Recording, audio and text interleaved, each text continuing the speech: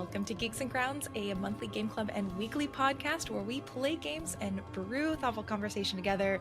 I'm your host, Jenny Wyndham, and returning to the cafe, we have the founder of IntelliGame, GDOC game curator, games industry consultant and sensitivity reader, and avid reader of Lord of the Hammer by the one and only Gerson.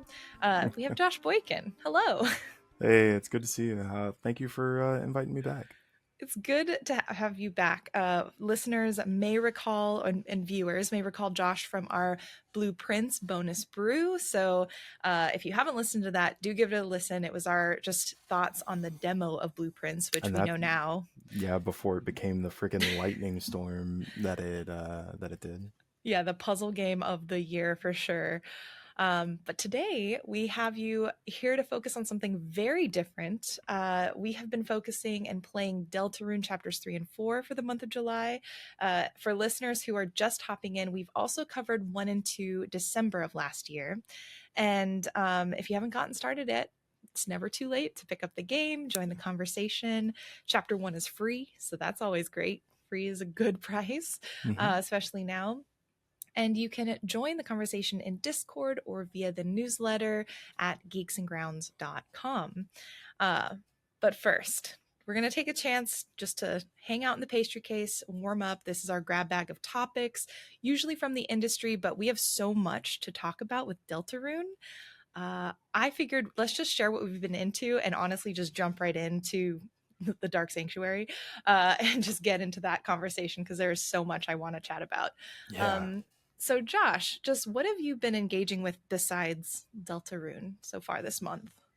Well, I have been playing a game called LONESTAR, which I like to call Math, the turn-based roguelike, but that's like every card game roguelike is just, it's a really complicated, please excuse my dear Aunt Sally.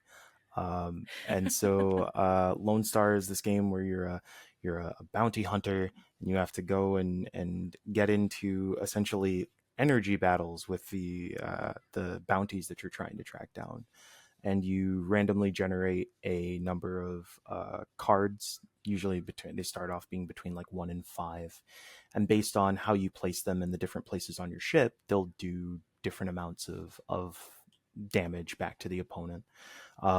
It's just the kind of it's the kind of weird brain scratchy nonsense that is good for me without playing another 100 hours of Slay the Spire. Yeah. Yeah, I've also I watched some Grey's Anatomy. I'm currently home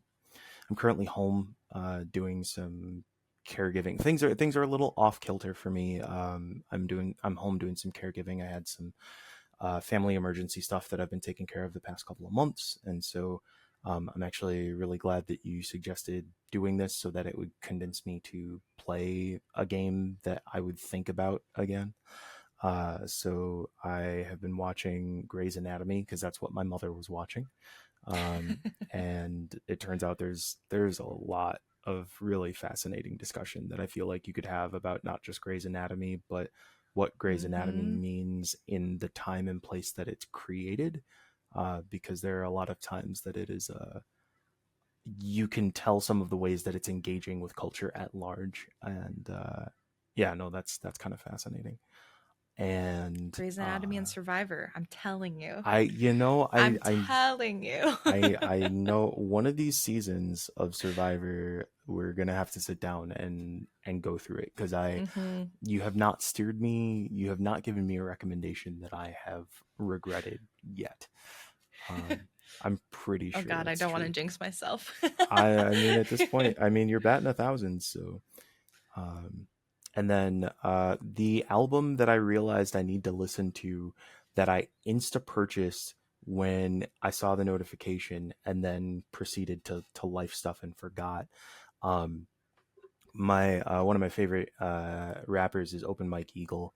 He's got a new album called Neighborhood Gods Unlimited. Some of his older stuff, Anime Trauma and Divorce, and it just like got me through times. Dude's a Mm-hmm. fantastic artist and is currently touring. I'm hoping. I thought that he had a show this weekend. It turns out it's tomorrow in Wisconsin. So I'm gonna see if I can convince one way or another to be able to go up Nice. and see him. But yeah, so that's some of my stuff. What's yours? Um, I have been you talking about Open Mike Eagle, very unrelated genres. I don't know why. I just made the connection.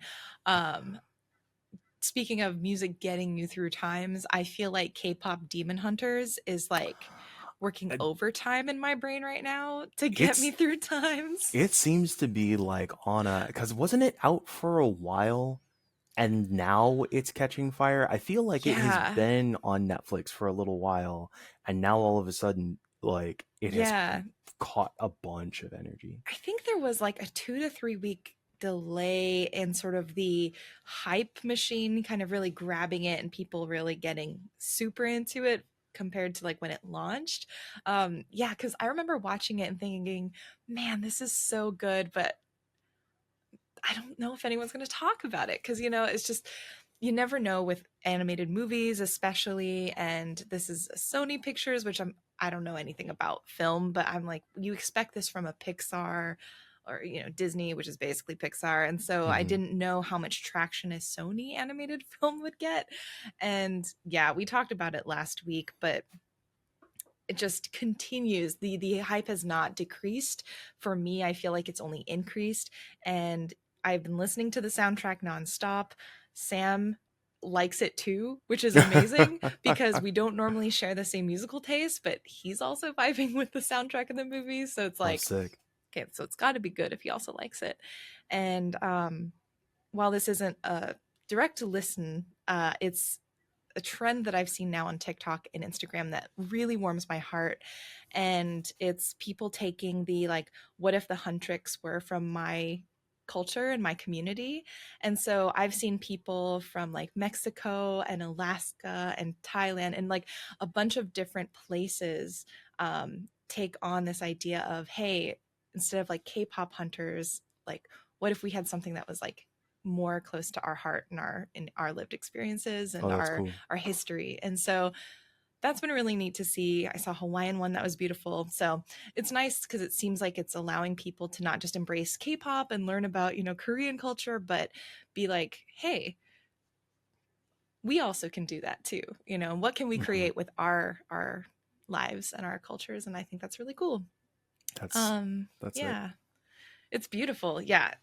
So yeah, second plug. If you haven't watched the movie yet, everybody go just watch the movie. Steal a Netflix login. I don't I thought it care. was a Just like show. I thought there were episodes. I didn't even know it was a yeah, movie. yeah. It it's hard because I wish it was a show because I want more, but I also appreciate that it has an ending. And I know it's Netflix. They're probably going to milk it for all it's worth, and we'll probably get some sort of prequel, Squid sequel, Game or season something. 3. Yeah. Oh, don't even talk to me about Squid Game season 3. It's devastating. But yeah, so K-pop Demon Hunters putting in a lot of work there. I've had the chance finally to start playing a little bit more now that I'm done just hyper focusing on blueprints. Coming out of that, I wanted to recommend the Curiosmos demo, which came out just last week. It's a cozy space sim kind of game where you are building a solar system by hand, and like literally you're taking a mouse and dragging little asteroids to hit a happy little planet, to Oh, make happy little mountains, to make happy little clouds, just very cute. But it's like a nice little sort of physics based twist on these kind of more sim games, and it's very silly, and the demo is adorable. So if you'd like to give that a try, I would recommend it. cool. And now that I'm done with blueprints, back from the dead, I suppose, is Expedition 33. I'm back uh from the dead. It's the opposite. I was gonna say, yeah. um Like- I have been putting it off because, again, I've been focusing on blueprints. I've been trying to just focus on one game at a time so I can actually finish them. because these are just dense games, I feel Yep. like, in very different ways. So I am now back on my Expedition 33 bullshit. It's going to be great. And yeah, I think that's mostly kind of what I've been focusing on. I just started a book called Algo Speak by Adam Alexic, which is by, he, he's a linguist, but I found him originally on TikTok because he does these TikToks talking about language and how it evolves, especially with the internet. And I found it really interesting. I wanted to see what it would be like to take essentially his information from TikTok and how it would be translated into book form because the TikToks are so good. Uh, I know the book's audience is probably more a little older, Hmm. probably a little less connected to TikTok. And so the idea of not only just having a hard copy of this information that I really like and have lived through and can reference the advent of in many cases just sounded appealing to me. But this idea of code switching to explain the internet to people who probably aren't on TikTok, I just think Hmm. that sounds so cool. So I started it. It's a very fun read, very accessible read. You can go with lots of facts to friends on trivia night, things like that. But yeah, so far I recommend it. That's awesome. It sounds. I think that idea of being able to turn some of that internet knowledge into, um, and put it in a space like books are a space where you can sit down and have a dedicated thought or a dedicated train of Mm-hmm. thought for a while. And I really appreciate that. So being able to take some of that internet fueled learning and knowledge Mm-hmm. and put it in a dedicated, like protected headspace is pretty neat. Yeah, exactly. Yeah, I think it's interesting because the TikToks obviously have a bit more of that pizzazz to them. Um, but I do find myself enjoying the reading, the act of reading and absorbing the knowledge that way a little bit more personally. But yeah, I think that is it for the pastry case. I don't know. Did you want to talk about what you had been reading as well, or yeah? Yeah, I have two books. Sorry, one I gave you, one I realized I should. One of them is called Travelers to Unimaginable Lands. It's about caretaking for people with dementia and Alzheimer's, Mm, because that's part of my lived experience right now. Part of the reason that I've been on stream hiatus is because when being put into this position, some of the ways that you process life and yourself and your interactions with your family and like all of these different stuff. It's really transformative and not always in ways that are palatable or comfortable. And mm. it's kind of scary, frankly, to be like live and not know when or how some of those ideas or emotions will come out. So, reading stories about other people who have been through some of these experiences, has been really helpful. And the other book, sorry that I'm going to slide in here, Go for it. like a D. I don't know. I don't think What? that's how you No. use. I don't- I don't think that's how that works. Let me I have check. Let been. me check. I'll go speak, and we'll see. I'll see if that's how you use it. Um, I checked out. So I use Libby, Hmm. and I it's a library book app, and they also let you do audiobooks. And I've been listening to Robin Wall Kimmerer's "Braiding Sweetgrass." It is a discussion essentially about um, Western understanding of science and nature and knowledge, but redefines a lot of those concepts for those of us raised in Western spaces, based on indigenous knowledge and themes and ideas. Um, it it really only takes just a couple chapters to start really fundamentally redefining some of the ways that you look at the things around you. She's a scientist. She, I believe, is a PhD. But she's like spent all of this time in in college learning biology and Western science and medicine, but trying to figure out how to juxtapose some of her passion and knowledge and understanding of nature and life on Turtle Island, as she calls it, on planet Earth, with this way that knowledge is kind of chopped up and analyzed and parceled in Western life.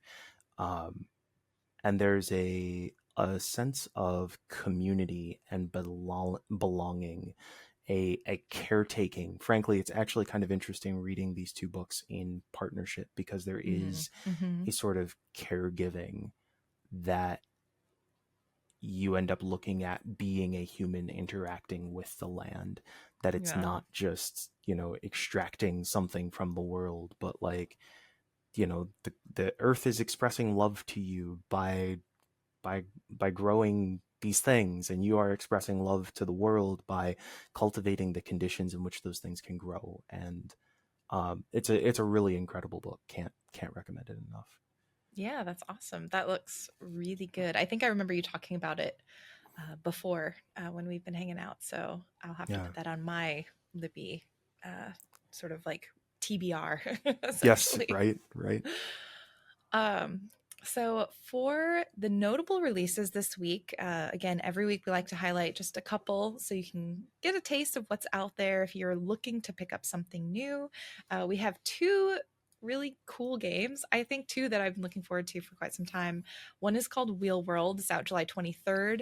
And this is a game that I would not normally anticipate liking because it's about biking and racing your bike. It's by developer Messhoff and publisher Annapurna Interactive. And you are a bicyclist chosen by an ancient spirit of some sort to ride across the island, do something. I forget, there's like a ritual you're supposed to do. And amongst that wider story, you're just doing individual bike races, tricking out your bike, and exploring an island, which seems really cool. It has a very Sable esque like graphic style. If you've Yeah. played Sable, if you haven't, a lot of like fine line work and really, I think, just very colorful yet almost slightly desaturated color palettes where it feels a little bit muted, even though there's a ton of color happening.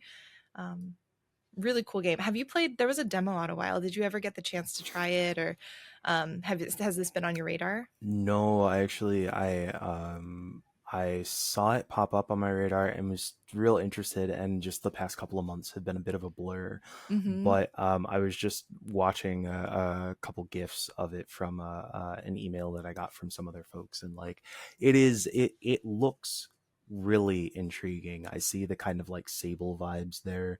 I also kind of like the idea of having games that are a little bit more like that racing open exploration, as opposed to just like I'm racing to be number one, but like racing and also like caring about the world that you're Mm-hmm. out in. That's kind of neat. I don't know if narratively that connects at all. I just like the way that the environments look, and that is appealing. So Yeah, yeah, it was nice cool. because. Oh, go ahead. No, I was just gonna say cool suggestion. Mhm. Yeah, the demo was neat because the bike racing felt surprisingly good. As someone who is not into racing games, I had a good time with it. And I liked that while you spend most of your time exploring on your bike, you can get off of it to walk around too. So there's a bit Oh. of freedom there where at first I was apprehensive because I didn't want to just be trapped on the bike and only, I don't know, something about it felt restrictive to me in my head. And so it was neat to see that you can explore on foot, but obviously the way they want you to explore is on your bike. Um, and decorating your bike is very fun. So, uh, as always, anything customizable, big thumbs up for me. Right. And then the other game I wanted to highlight is called Misk A Tiny Tale, releasing on July 31st, and it's developed and published by Tinyware Games. And this harkens back to 3D platformers of old. You are playing two tiny robots with a mission to spread joy. Very playful, very lighthearted game. You're just supposed to help collect and clean each village so that the world can be a better place. And Neat. there's a secret that potentially you can uncover about this world, but you gotta explore and play to find out. But yeah, super cute. Again, 3D platformer of almost like the Nintendo 64, PS1 and 2 era, I would say, is the vibe that you get from this. Awesome. Yeah. It looks super cute, and apparently it's out on Switch today. It's like Yeah. out on Switch. Well, I mean, like by the time By the you time, hear yeah. this, yeah, right. Um, but yeah, that's it looks gorgeous. It gives me a little bit of Chibi Robo vibes. Yeah, yeah, I see that. Hmm. As always, that's it for the pastry case. You can subscribe to the newsletter if you would like to get the links to everything that we've talked about today. So it's just easy access for you. And to sign up for the newsletter, you can go to geeksandgrounds.com. The link should be there, relatively simple to find on the page, and as well as the links to the social channels and Discord. So that brings us to this month's brew. So Deltarune. For folks who are curious, I also forgot to mention at the top of the show, Joel is traveling this week, which is why he is unable to join this conversation. But I think he'll still be here for the Saturday hangout. I'm pretty sure he'll still be around. So definitely, if you've got questions for him, make sure you're attending the Saturday hangout at the end of this month. But I'm so excited because I feel like out of most everybody in the world, Josh, I talked to you about Undertale and Deltarune the most. Well, Undertale, because we are both big fans of that game. Yes. And I have been waiting to years at this point to be able to talk to you about Deltarune. And I'm so excited because I think this chapter that we're discussing today, chapter 4, is like the prime time to bring you in and start having these conversations. Yeah, I won't lie. I chapters 1 and 2 did not hit for me. Mm-hmm. I had a number of times where I was like, maybe if I had played Undertale more recently or had it like fresher in Mm. my mind, because it's a yearly revisit for you, right? Yeah, it is. Yeah. Every Christmas, every December holiday, I replay that game. Yeah. um, and so I was like, maybe if I had some of Undertale fresher in my mind, and I agree with what you had told me before that like I I think that you miss so much of what there is to appreciate in Deltarune if you haven't played through Undertale. Like it is Mm. very much worth going back to Undertale. But whew, 3 and 4, like chapter 3, I was like, oh okay, we're catching some speed. We like took some time off, put some things in the wheel, whatever. And then chapter 4 is just yeah, chapter 4 hit. I was quite gripped, and I think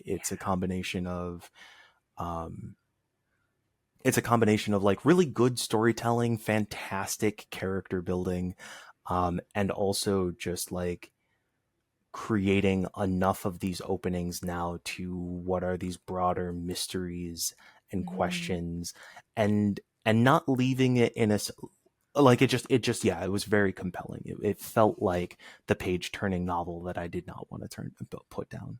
Mm-hmm. Yeah, super excited to hear that. Since we are focusing on chapter 4 today, for everyone listening, just in case you stumbled upon this episode first out of every episode, just know that we are going full spoilers up through chapter 4. So anything, and I'll give the mark when we actually like start that conversation. But once we start Sure. the deep dive, um, anything is fair game, chapters 1 through 4. So we'll bring in stuff, especially you've more recently played chapters 1, 2, and 3. Yeah, I've um mainlined all of it for yeah. this conversation. So So yeah, anything. So I'm excited because you'll be able to probably see some of the connections back from the beginning more than I will. um from because I've only played chapter 3 and 4 recently. So for sure. folks who are also like, oh no, I haven't played chapter 1, again, this is your warning. We're going to get into it today. So um, I would say go back a couple of episodes. I'll link them in the Hmm. newsletter as well, just for easier access, and you can have the full journey together with us. So, high level thoughts. I feel like you shared pretty good, like how you're feeling about chapter 4 and Deltarune as a whole at this point.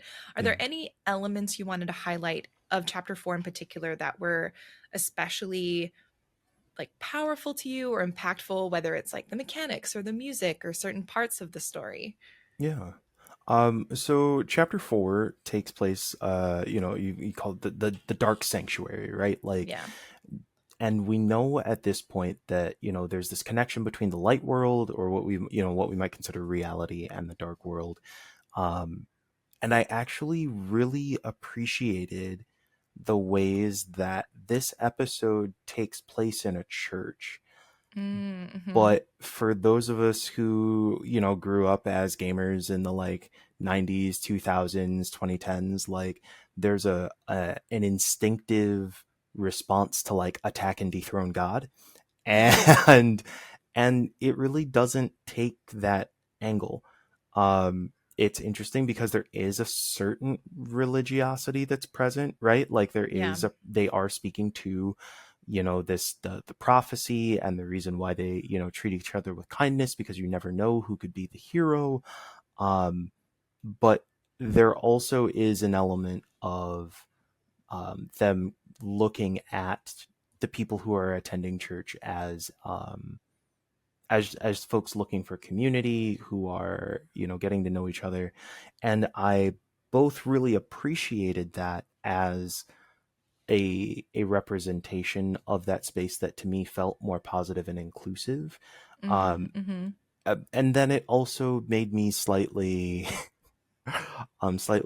uncomfortable as I think about all of the ways that people are utilizing churches and Christianity in particular right now as a cudgel, Mm-hmm. to harm so many of the very people who would find representation and understanding and growth in a game like Deltarune. And so I love it for that reason. I think that it begged some questions and created some space in me that I haven't seen struck in many other games, and that was yeah, that was pretty cool. Also, the soundtrack really went off this Mm-hmm. episode. Like they just, I, Yeah, the song, I think it's called The Dark Sanctuary, just like the first Dark Sanctuary track that hmm they have. It was like, for me, chapter two's cyber world theme, that yeah, was such a banger. I was yep, like, oh my God, how, Toby Fox, how can you do it again? And then, chapter three, I think has solid music, sure, good music. But for me, nothing super like stood out as something I would put on repeat. I would say, in addition to K-pop Demon Hunters, the Dark Sanctuary track, hmm repeat. It yep, is so good when the little like water cooler characters are like, ha, ha, yes, ha, and they're just like popping in with the stained glass windows. That for me was you get the chills down your spine and hmm something big is going to happen and you just know it's going to be good. right. And it was. Yeah. How about Yeah. you? What stuck out for you this chapter? The Dark Sanctuary track. That song was Yeah. so good. Yeah, I think what I have really honed in on for myself when playing this game is this idea of I talk a lot about escapism and nostalgia. And with the first two chapters, we have things that I think we often think about in terms of escapism. We're like games, we escape into worlds of play, we Yep. escape into the internet, television, another way that we kind of embrace escapism and nostalgia for better or worse. And I loved because ever since chapter one, where I remember Toriel, I think, mentioning church and seeing that there was a church, it's like, this feels like a choice putting a hmm church in this town, and so I had been waiting to see what are we going to get from that, and seeing that the church was the location for the next dark fountains, and exploring this idea of not just this new media as forms of escapism and fiction, but religion and to some extent knowledge as ways people choose to escape and hmm create other worlds for themselves, again, for better or worse, was really cool. And I was very excited because that was one of my predictions that I had that came true. So I was like, yes. So I'm really excited to talk about the setting and religion and philosophy, because there are characters in there that represent more philosophical, I Right. think, perspectives rather than overtly religious ones. But the ways that, yeah, we pursue knowledge in that way. And then I have been waiting for this idea of fate to really be more critically examined and Mm-hmm. approached, because it's number one, chapter one, we are Yep. told your choices don't matter. Choices don't Like matter. fate is a thing, you cannot escape it. And I think we've seen elements of that in the first three chapters, but chapter four is where that really comes into play. And it felt, even though we have so many more questions than answers at this point, it felt so rewarding because I felt like we got more to chew on in terms of what does it mean to have to believe in fate, or that if fate has a role in your life. What does it mean to want to step away from a fate and believe that you have agency to do things? We got a lot of big examples and little examples of that. So yeah, very cool. Yeah. And I didn't, I don't know what, no, I should, don't, not, I don't know why. I love having these conversations with you because it helps me stitch together things that I would have missed. The idea of dark fountains being these representations of escape, and like where they're manifesting are the spaces of that. Brilliant. Yeah. And Just you I, wait. Cause like oh, I've been chewing on this for days. I have a journal that's almost full where I'm like, because we all know Undertale has this concept of determination, right? And yep, determination is what's creating these fountains. yep, And I'm like, there's something in there in terms of our ability to create, because we are creating fictions. When you're creating right. the fountain, you're creating these fictional worlds to dive into. And I'm like, what does it mean that these characters in the game have a level of determination that I thought we as players were the things that represented determination? Because we see, now we're starting to get into spoil, but we see Yep, characters creating fountains in which maybe my understanding was faulty, but I thought only humans could right. create fountains or certain levels of determination. And like, what does that mean if these fountains are being created by characters who I didn't think would or could create the fountains? I don't, It's, just, there's so much. it's wild. I think that there's a, the idea that the dark fountain creates a world, and the impact the rules of that world. This is actually the a book that I have been reading for the last like year and a half because I can't convince myself to sit down and finish it. But it's called Playing with Reality by Kelly Clancy, and it is about the ways that games have shaped human history, in that the metaphors that we come up with for life being like a chess game or a like whatever, Mm, there are ways that we start to act in the world based on the assumptions of that game, right? When you think life, when you think that your job interview is a game of poker, there are ways that you might mm-hmm, react or try to bluff or influence a situation because of that metaphor that feels functional at the time, right? mm-hmm, It's still just a metaphor. Life doesn't actually follow all of those rules. And there are ways that life will look like it follows those rules because we start taking actions believing that life works like that. And so I think that there's something about these dark fountains, if they are these representations of determination, right? They are you putting this thing into the world and the world shifting and changing as a result, right? mm-hmm. And we do see out in the real world that, and I mean this in IRL, the blatant lies, the whatever it is that people, it seems like if you believe it hard enough and you believe you get other people to believe it, there is something in that power, the Mm-hmm. determination to make that thing happen, that really does change and alter the world around us. um, yeah. I won't say it now, but like table and bookmark that thought. And I wrote down the book, The Play with Reality, just to put as a reference, Sure. because when we get to the church and we hear the first reading, I had thoughts that that tie into that. Yes. So I guess let's dive in. We're like chomping at the bit here. Yeah. So this is the official. We're going full spoiler mode. Everything now up until this point, chapter 4, fair game. Last warning, you have been warned. Okay. Yep. So we're gonna go through chronologically, just because last time we tried a little different format where we're like, let's go through everything and then we talk about it.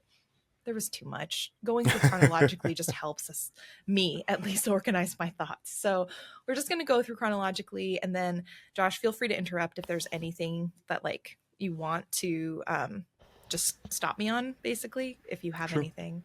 So title screen, I flipped out because we got the blue background instead of the Deltarune being on white.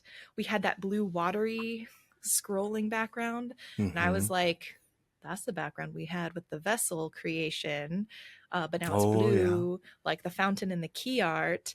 And this is, I don't even, I'm not even that deep in the Gaster sort of red strings bulletin board realm, but I was like, is this Gaster? Like, are we gonna see more? And I don't know, but you know, Mm-hmm. it's not an Undertale or Deltarune conversation until you mention Gaster at least once. So there we go. That's the mention. Um, this chapter begins again in a unique position because, like chapter 3, we don't start at home in our room. We begin at the Dark Fountain with Chris and Susie.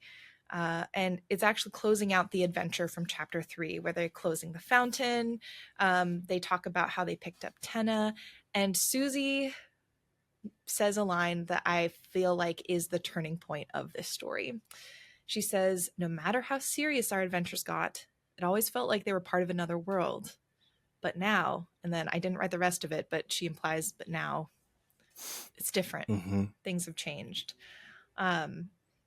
We're then, surprise, woken up by Toriel. It's another one of those misdirection hard cuts, it feels like, that Toby loves to do.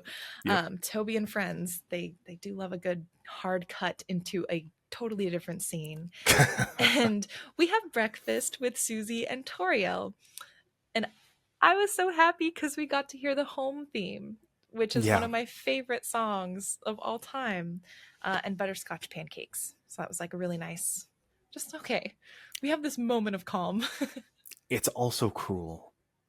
It It's is. it's also so cruel, and I'm not going to jump to literally the end of this conversation, Oh but man. it is um yeah, there are these places where I think when you had told me that like Deltarune specifically is alternate timeline, like Yeah, although not a the direct sequel. not a direct sequel, just a lot of things that feel real connected. Um, and there are these places where I feel like getting those tastes of home, getting the oh yeah, this is the Undertale I fell in love with. Mm-hmm. It's really it feels really nice, even as somebody who hasn't played Undertale in years, to like hear a piece of music that I'm like, Yeah. no, that still is lodged in my heart is really cool. Yeah. Well, and it's funny you mentioned that because it's like Toriel even changes into her choir practice outfit, which Mm-hmm. is her outfit from Undertale, and you're just Mm. like, excuse me, what? um, I also wanted to highlight Susie got invited to church, and her face in that moment was so funny. I should have screenshot it. I need to replay it just to do that because that's such a. Susie has some of the most expressive, best faces, and I Yeah. love her so much. Um, I'm curious what you make of this conversation. If you encountered it, Okay. did you go to the fridge and have the conversation where Chris really tries to make sure Rouse uh, that Susie knows that Rouse does not look like Azriel? No, I don't actually. I didn't see that one. Yeah, there's a moment where, and I think there's a couple of times this happens, but in this chapter, this is the moment that I remembered the most, where Chris shows a photo of, you know, the family with Toriel. I assume Asgore's probably still in there unless Toriel ripped him out. Hmm. Um, and Azriel and Chris. And initially, Susie's like, "Hey, Azriel looks kind of like Rouse." And then Chris is like, "No, no, no, no." And you see Susie kind of backtracking a bit and being like, "Yeah, I guess they don't really look that much alike." Um, I'm curious, do you have any theories, thoughts, connections between the two I really haven't given a currently? whole. I haven't given a whole lot of thought to Ralsei. or to Ralsei being potentially Hmm. um Asriel. Like, is there an anagram there? There is an anagram. Yeah. I will So say, mm, my personal theory is that they're not exactly the same, but there is more of a connection than Chris wants us to know. I feel like if Ralsei is a darkner, Hmm. right? And we get that darkners are sourced from ideas, objects, something in the light world. It wouldn't surprise me if there was a source material Hmm. inspired by Asriel that Hmm. has been with us, right? Right. Um, and it's not a knife, but like, but every time that knife shows up, I'm like, what? And then Susie is not intimidated by said knife, which is a Which is wild moment. hilarious and Um, amazing. but yeah, did you? I guess I there are so many places that I am excited to just hear about the details that you have been able to find in here, because I didn't even think about that before you said it. Hmm. Um, We'll see. I have personally tried to abstain from like because I know that I'm sure there's probably people in the fandom who have much better details and theories than I do. I was waiting till after this conversation, but once this conversation is done, I'm like, theory videos, here I come. I'm so excited to see kind of like what dots I've been connecting and sort of what the wider community is feeling. mhm, But yeah, I do agree. I think Ralsei is not because initially I was like, oh my gosh, is somehow Asriel here as Ralsei, and like why would he right, hiding in his identity? And I'm like, no, that's not the case. Ralsei is a darkener. I think Ralsei might be a different type of darkener than the other darkeners for a few reasons. sure, Um, but I think there's probably, like you said, a source material, some maybe more of an idea or a concept connecting them more so than like the rest of them being direct objects found in like right. Chris's house. Um and then just to wind out our time in the home, couple of highlights for me. We go to our room, and this is the first save point in the light world that I've ever Hmm. noticed, and I was like, does this mean anything? Yeah. I'm not sure, but it feels different. Uh, we get to explore the desktop computer that's on Azriel's side. Susie makes fun of like the art that Chris and Azriel drew, which is like the cyber world and some, I think, shame. Is that how you pronounce? I never remember how to pronounce that cat's name. Mm. Um, but the two moments that I think were most impactful to me were the conversation with Susie, seeing Chris's room, seeing what's on Azriel's side, on Chris's side, and then her Right. reaction. Did you want to dive into that? No, no, please, you lead this one. Okay. Um, Basically, when you go up there, Susie's like, why does Azriel have all these trophies and stickers and things, and your room is like how it is, which is bare and empty and nothing's there. And Susie takes one of the stars from Asriel's side, chucks it over to Chris's side of the room, and says, well, you have the best prize. You have the Susie prize.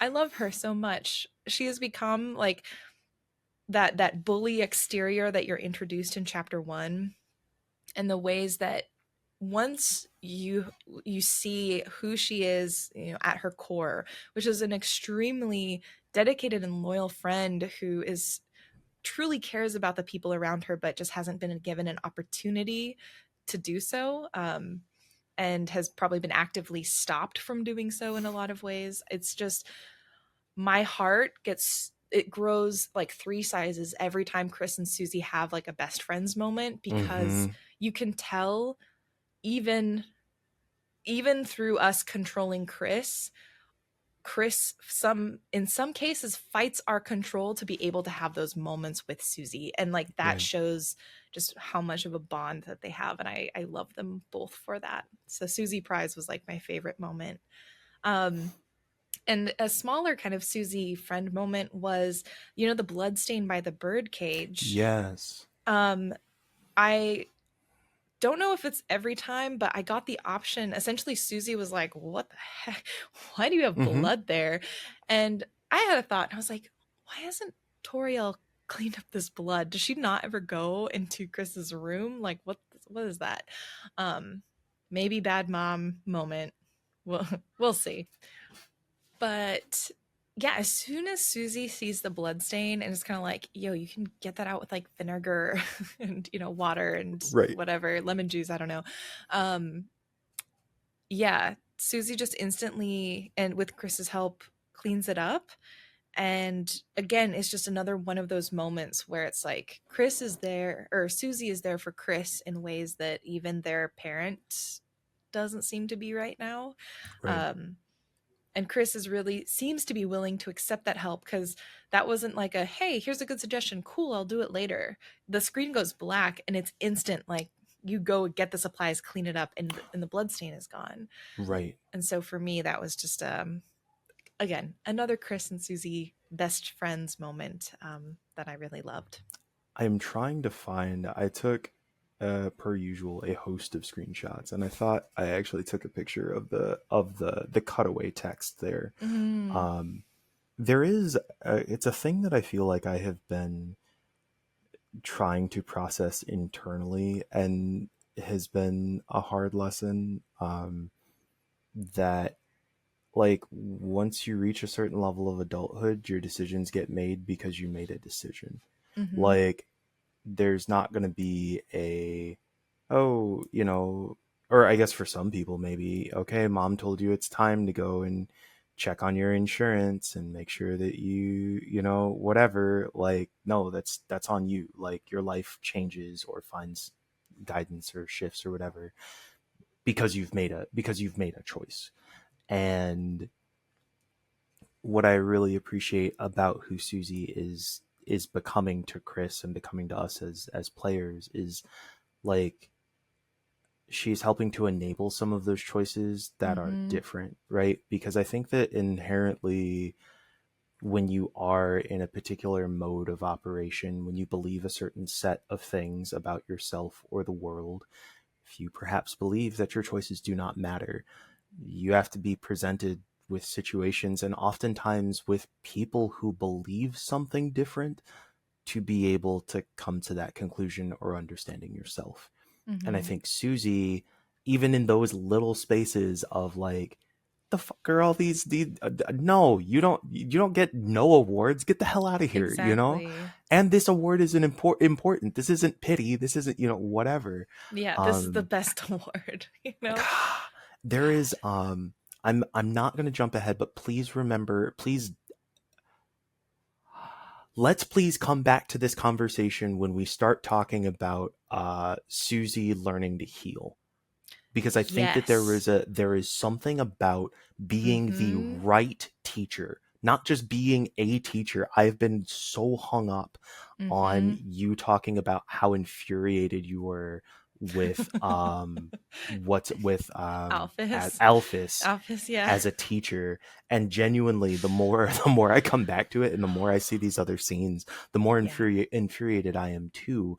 Susie is the right teacher for Chris for Mm-hmm. a number of these different spaces. And Ralsei, Yeah. interesting, is the right teacher sometimes, but also Yeah. not. But anyway, so yeah, I want to come back to that Mm-hmm. when we talk about Susie learning to heal, because that was just fantastic. But Yeah. yeah, I was very Oh, glad to clean up that blood stain. yep. And I'm so glad you brought up like the Susie. I called it the Susie healing arc in my Yes. notes because I was just like truly all of the It's so characterization in this game good. is so good, especially considering like Chris is a silent character, silent protagonist, like, and we still get so much from Chris. I have But God, the arcs of these characters are incredible. genuine. Okay, I'm sorry. I know this Yeah, is no, not go for it, on go the for whatever. it. There, I don't understand why, as game designers, we are not having conversations about how Undertale is fundamentally changing the way Mm-hmm. that we can approach dialogue and conversation in games. Yeah. Like the first time that you get like a piece of dialogue and then the little character Oh portrait my in the gosh, corner that says a thing at yes. the same time, that's literally groundbreaking. Show me another game where even if you had two people speaking in audio at the same time, it creates an accessibility issue Mm-hmm. where you can't necessarily, like, it's hard to make out both voices. You might not, you're trying to figure out how to handle the closed captions or whatever. No, you know exactly the timing and like what this is, and it is freaking groundbreaking. um Sorry, what was I talking about right before that I about the mentioned Chris dialogue? as a silent protagonist, and Thank you. then Yes. yeah, And Chris is a silent protagonist, but is not just a player shell. yeah. Chris is still participating, has a personality, is like doing things Mm-hmm. and driving conversation without having to speak, and it's not the like Link says nothing. So, oh, brilliant. It's Absolutely so brilliant. good. It's funny you use the words that Chris is not just the player shell, because like when you start the game, that is the assumption where you're just like, oh, this is the vessel I'm inhabiting, this is the shell that I'm being. And then the more we get to know Chris, God, what's interesting about Chris is initially I feel like I felt bad. I felt only sympathy for Chris because I was like, oh man, Chris is being controlled by us as the player, and they have no agency, and they're just having to do whatever we tell them. But Mm-hmm. chapter 4 in particular, you see these instances, and you see it in other chapters, but I didn't put it together quite Yeah. as just like stark clearly as I did in chapter 4, where it's like, I don't think Chris is as helpless or has less agency simply because we are the one controlling them for a good chunk of the game. Right. I think a lot of that um, is through their choice, through the ways that they choose to take out, the soul or the heart that we Mm-hmm. technically embody when they choose to put us back in. And Right. so, even though our relationship, I don't think is a happy one, I don't think that they enjoy the control. I think they have way more agency than I give them credit for at the beginning of the game, because they have their own motivations and desires for us being there that we don't entirely know yet. And we know all of this with nothing said by Chris. Nothing. Yep. It's awesome. It's so good. Um, so we we talk about fixing up Tenna and needing to find him a home, and we put on our special church outfits, um, which is adorable, and we go to church. Really quick for me, my just to give a little context of like my history with church, because that'll kind of inform how I talk about Mm-hmm. this experience of being in a church in the game. We went to Korean church, which was more social than anything else. We like Mm-hmm. learned the 10 Commandments, and we got like a prize at or a reward of some sort. And we mostly went for the social lunches, dinners, after school activities. It wasn't necessarily about the religion, it was about the community for us. It was the Um, juice. Yeah, exactly. fruit It was the juice. juice. It was the juice, 25% red, 75% 75% yellow. yellow. The good juice. And so for me, it's interesting going into a game like this, seeing that. And I know members of our community, and like Joel especially, they talk about sort of like the religious trauma that they've been through and the really negative associations they have with things like church. And so I'm excited to hear some of his perspective this weekend, just because I think that is very different from what I experienced, where I was like, I think kind of like Susie, I'm there for the juice. Yep. And as a kid, that was kind of it. Like, I learned the stuff, but that's it. I'm curious about you and sort of like your relationship when you saw we were going to church in Deltarune. What were you feeling? Um, Church is a really complicated, a complicated and kind of loaded space for me. Mm-hmm. I was, I was raised, I was raised in the church. Was raised with what I would call, a socially liberal but religiously conservative family. Mm-hmm. Um, and and there's a sort of lineage and a history of some of that conservatism. That conservatism is also a very white, very patriarchal conservatism, Mm, through the particular denomination that my family has practiced. So there's a lot of unpacking that I have had to do and continue to do, into adulthood. At the same time, my family has attended because they are believers in that faith, and I see, um, particularly as like my grandmother is experiencing dementia, mm, the few sentences that she comes back to on a regular basis, they are all religiously informed. My mother has been diving more into her experience and personal understanding of faith after having this, sort of this near death surgery, which for not the first time in her life. And so for me, religious scenes and churches are complicated spaces because I both see them as places of personal pain, and mm, also a continual source of doubt, and also a space that has provided, a lot of people that I care about, a space for community, a space for growth, a space for finding love and compassion in ways that can be ordered towards the social good. And I also experience all of those things in a world that is being actively shaped by using the name of many of those forces to do what I mhm. consider some of the worst evils that have taken place in my lifetime. Yeah. And I don't think they're slowing down.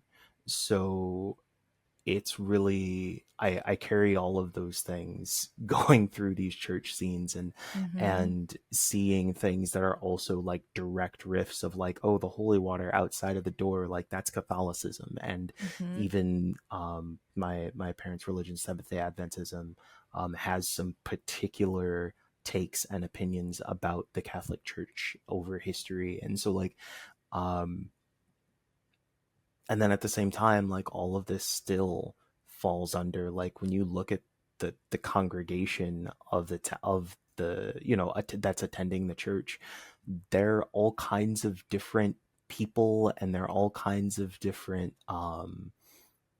like, or all kinds of different monsters and whatever. And then Mhm. the idea is still supposed to be that like they're centering on this idea of being kind to everyone, what should be such a basic tenet that anybody in reality could practice, and yet seems to be so far afield from what actually is practiced, particularly in spaces of power.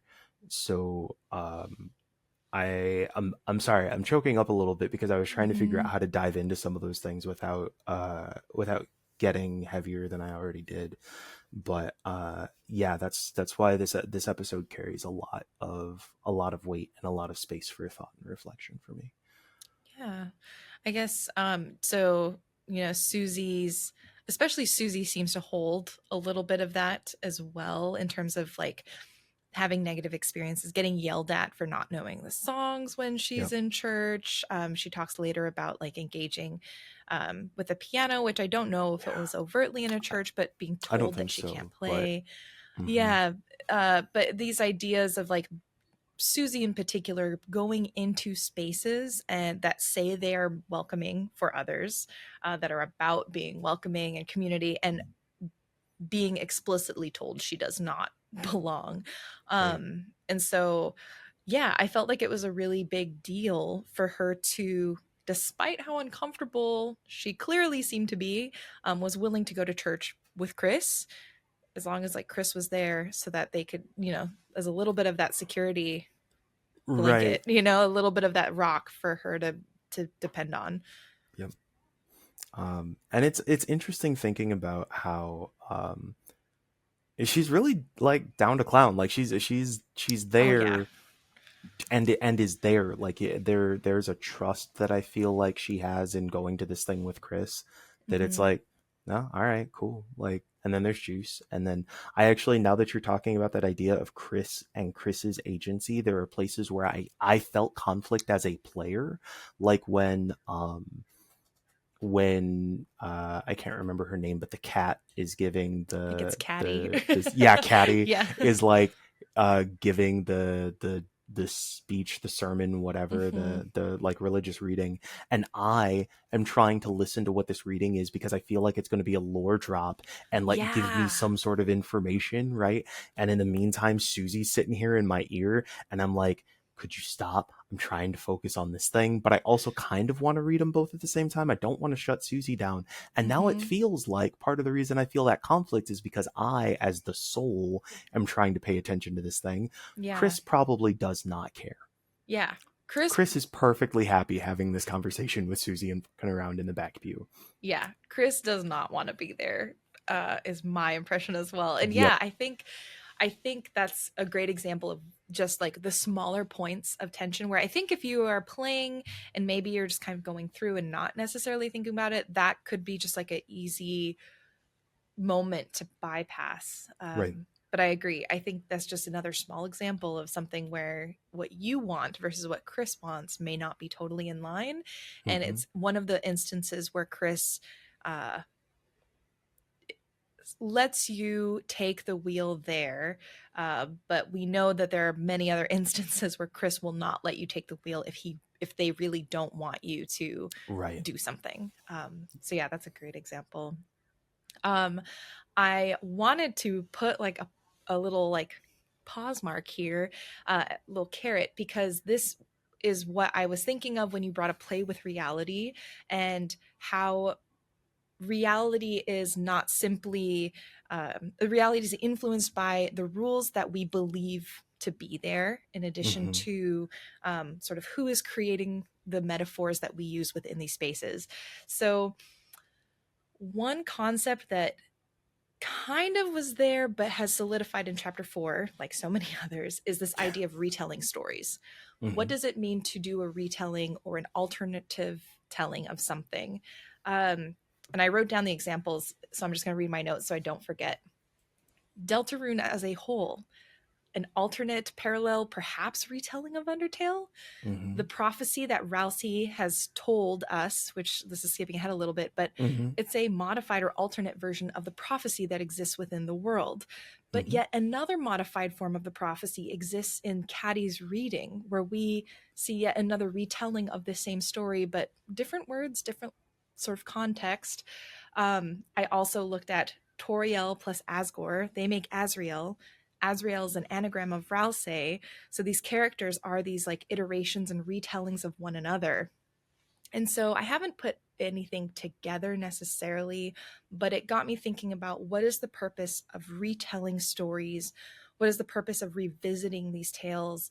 And how does retelling them help recontextualize and make them our own? And how does that change the way that we interpret or move forward based on like the type of retelling that we get? So even thinking about like books versus movies versus games, that's like a form of retelling that we see all the time Mm-hmm. here, like in our world. In Deltarune, we see potentially Rousey trying to manifest or create a reality through maybe the retelling of the prophecy in a more desirable manner, Right. um, thus potentially trying to alter fate. So, this idea of like the retelling potentially influencing the reality, I think is something that I'm like circling around right now. I think a really cool iteration of that um is actually just it is thinking about religious texts themselves, Mm-hmm. that how many various translations of the Bible that are all Exactly. supposedly Yeah. speaking to the exact same source material, but based on who is telling that story and even Mm-hmm. their personal motivations, that story comes out differently. And Yep. then the people who hear that story take it as fact, right? Like I didn't really think about, well, what do the actual words say that Ralsei is referring to? Ralsei knows the prophecy. Ralsei has no reason to lie to me. Mm-hmm. So sure, I guess I'll just believe that's what's going on. And then Yeah. we have the big cutaway with the sepia tone cutscene. Like, of course that's official, right? Like, and in real life, what are the ways that people make decisions, or honestly can be incredibly misled Mm-hmm. based on interpretations, retellings. That's a really cool point, Jenny. I didn't think Yeah. about that way. Yeah. I don't know. And like, yeah, exactly. I didn't even make the explicit connection to like the translations of the Bible, but that's like right there. That's so good. Yeah, it's just the more I play this, while I think the underlying themes are similar to Undertale in terms of like choosing to be kind, fostering community. Like I think there's a lot Sure. about kindness within both Undertale and Deltarune. What I'm excited about is I feel like Deltarune has another layer on top of that, that's going to be much more interesting, where it's like, again, it deals with these ideas of the fictions, the realities, what happens when we're manipulating that. What does it mean to be kind? Like, one thing that could be really interesting is like, what does kindness mean when you have like one perspective versus another? Like, if we are Mm-hmm. in a world in which, oh man, okay, this is jumping ahead. If we have characters that have different ideas of what a good ending would be, what does kindness Mm-hmm. look like, and how does that change the actions of our characters? Like Rousey seems to have this idea of what the ending needs to be to save the world, but what if that's different than what some of these other characters are trying to enact? And I think Right. that divestment could be really interesting if we go that way. I mean, even just the presence of multiple dark fountains, Right. right? Like, those are multiple expressions of determination. Those are multiple world states, ideal world states. And we, yes, jumping way ahead, but not a bunch. Um, or not going to stay there forever. Like, at the end of this one, we still get a bit of a resolution, right? Mm-hmm. When Susie makes the move, like, we come to the conclusion, we all come to the same lesson and walk away with the same idea of what comes next. I think that you're right. There could be something really interesting in what happens when you're not on the same page about what comes next or what to do. We're Mm-hmm. lucky right now that, like, the team has mostly been aligned, and aligned in ways that they have fought for, but we haven't had to fight to make happen, right? The Right. character poses that show up at, Yeah, when the team exactly. gets together, like, they just vibe. They're not a throuple, or if they are, they're like, no, We're but there saving there that might for be rules there's some card there's some and yeah for rules card, Helena, and the way Helena Nino La, and Lenino, Lanina. Yeah. or Lenina, yeah, but at the same time, there is this question that I think really starts coming up about. Mm-hmm. I don't. I think Ralsei. I think Ralsei is starting to feel some feels that are different, and Yeah. is going to be looking for a certain type of almost nostalgia, right? Like, things get dark and the team's ready to move, and Ralsei's like, "Hey, can we pose?" Mm-hmm. And it's the right thing to do. It's like, it creates a moment of good energy, but it also, at the time that it shows up, feels strange, or Mm-hmm. something. And Yeah. I think that there is going to be a question of what happens when some of these thoughts, these ideas, are not as aligned, even with people who are on your team. Mm-hmm. Yeah. Man, it's so weird because even like, I don't know, I think IRL people, like, we have folks who are like leftists, for example. There's a Yeah. lot of like, when we talk about leftists in general, the Hmm. critique of leftists is, hey, we're all on the same side, and yet And yet, um we disagree on semantics and like little details that prevent us from getting to the end. right. And for me, you saying that makes me think of that as well, where it's Hmm. like, man, we have the same end goal. We hope that fate arrives to that specific point. But Right. man, oh man, what happens when we can't agree on the ways to get there? And yeah, we still got enough chapters. I wonder if we're going to see a little bit more of that dissonance happening. I think that the Kentucky Route Zero had a Mm-hmm. big gap between, what was it, chapters either 3 and 4 or 4 and 5. It's Yeah. a 5 chapter game, and part of that gap was informed by the radical change in national politics with the election of Mm-hmm. Donald Trump.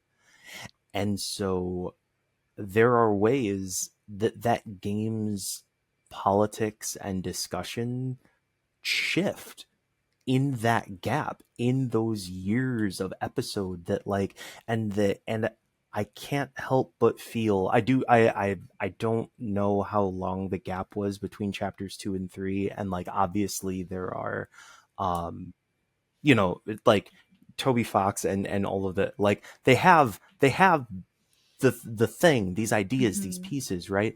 But as you tell your story, if who you are changes and the world you're living in changes, Mm-hmm. it's hard for that story not to change as well. And I Yeah. feel like, to me, that was part of what chapter 3 and 4 felt like, in this difference between 1 and 2. It was not just, hey, here's us ramping up the discussion a little bit, but it was also like, you know, there's a broader world. How do we Mm-hmm. address that in a way that feels true, in a way that I maybe didn't understand, didn't conceptualize with Undertale, you know? Yeah. Yeah, I don't.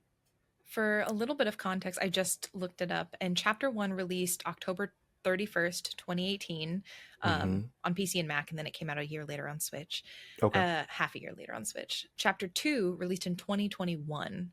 So, what, that's a 3 year difference? Mm-hmm. Already huge. 2018 to 2021 is major. Mm-hmm. Then 3 and 4 came out this year, which is another Right. 4 years. So, we have really a massive gap between the conception of chapter 1 and chapters 3 and 4. And while I believe I read a long time ago that the conception of Deltarune, like, I think Toby Fox dreamed of like the ending of Deltarune and then has kind of like created the game since. And then Mm-hmm. Undertale was sort of like an initial, he had to create Undertale first because Deltarune was like too much to do initially. It's Yeah, it was. colloquially, it's kind of like what I remember. um I also agree. I can't imagine the game being exactly the same narratively since 2018. I imagine the core is probably there, but I can't imagine them not I reading, going through, editing, shifting it a little bit based on just how they've changed, like you said. I mean, even just being exposed to the success of Undertale, like, Mm-hmm. not going back to it, but to me, chapter 3 is very much a commentary on Undertale, where chapters 1 and 2 get to feel like this experience, repackaging, Mm-hmm. nostalgia, curiosity, randomness of Undertale. Chapter 3 says, cool, but this is a game Mm-hmm. outside of reality, and eventually it's time to go. And what does it mean when you go? And Yeah. now we're in chapter 4, and it's like, well, these lessons, these ideas, these concepts, they still apply. The game world is still the world, right? Like, we as gamers Right. say that, are like, we've been saying since long before, the freaking manosphere, all people talk about, like, oh, well, people are radicalized in video games. Like, we've been telling you digital spaces are real spaces for years, and Mm-hmm. they impact the real world. We've been saying it for years. And so now we get to see some of that implication of, like, what happens when, like you said, these storytelling spaces, these spaces that we've seen as somehow outside of reality, we more tangibly get to see the impact and interaction between them. uh it's it's a trip. It's an It absolute is. trip. Yeah. And okay, and this is the last tangent, and then we Yes, can continue yes, because we have so much yes. still. But We're gonna need like speaking, we're gonna need God, I five know chapters this is the for our. five part fourth episode of Deltarune. Um, I also have been thinking, and again, inconclusive thoughts. I'm not smart enough to put a bow on it yet. We don't have enough information, but I feel I'm gonna like need a retry. I'm gonna need a no, okay. repackage. I don't have enough information to put a bow on it yet, Thank you. so I'm working with the evidence I have. But um, just that concept of reality and is also one that I find really interesting because in chapter 3, Rouse, like the big initial first reveal we get is Rouse telling Susie, like, this isn't real. I'm Yes. not real. What we're doing isn't real. So once you're done with me, you can put me away and forget about me and move on with your life.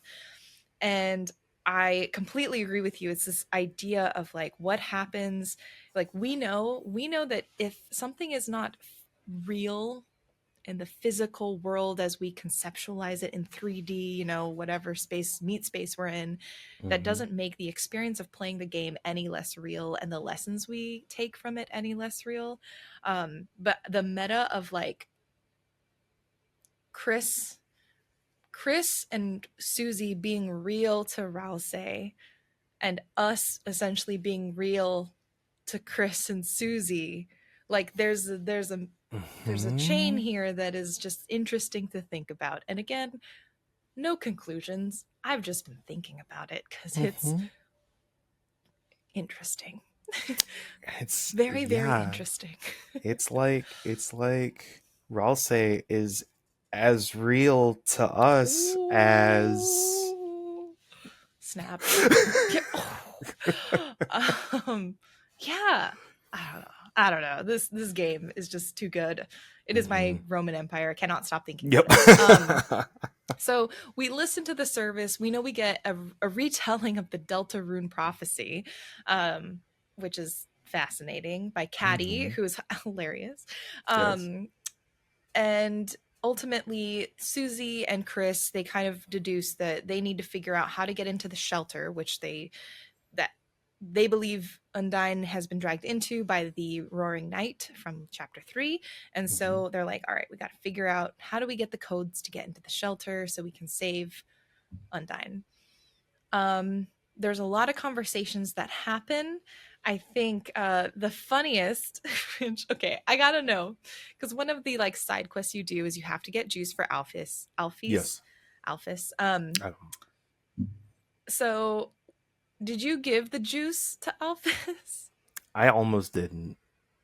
I really almost You're did. a I better almost person than drank it I am. myself. You did. I I didn't. I I knew. had to Oh, know. I see, and that was actually, I don't know if I said it in the, for folks who don't, I've been recording what I've been calling Jenny Rune recordings. That one isn't recorded because I messed up the pause No. button, but I've been recording my playthrough just to send to Jenny, just to Mm-hmm. whatever. But part of the reason that I felt comfortable handing off the juice was because I was like, there are a couple Man, other because options here, and I'm I'm pretty sure Jenny chose spiteful. one of them. I Yes. did. I did. It's I one of the hardest like guffaws I think I've had in a long time because I chose to drink the juice. Stand in front of Alpheus and drink the juice, and Chris stands there, drinks it, and then throws the cup down. It's so funny. Incredible. It's not nice at all, but you know, again, the Alphys in Undertale, I'm fine with. There's some issues there, but I'm Hmm. fine. Yeah. I think for me, what I just am so annoyed by, and it again, infuriate is the word. Alphys sees Susie and doesn't want to walk over to the juice. That is Yep. your student. Yep. And you don't want to, you're outside of school. Like, Yep. what? Oh Yep. my God. My jaw was dropped. My blood was boiling. I was like, Yep. I get the human reaction. I was a teacher. There were students that I did not want to see outside of school, but I never, in a space where the student knows that I'm there and knows that I would like want, I would Right. never openly avoid them. Like, Yep. how cruel is that? I was so pissed. So yeah, I had to throw the juice. That's Well, yeah, fine. drink the juice. I was I yeah, I do think I'm so glad you did that. I'm It I'm felt really glad to good. know that that It was exists. so mean, but it felt good. I want the thing, I will admit, the thing that I think is really interesting about Deltarune, we're seeing layers of it all over the place.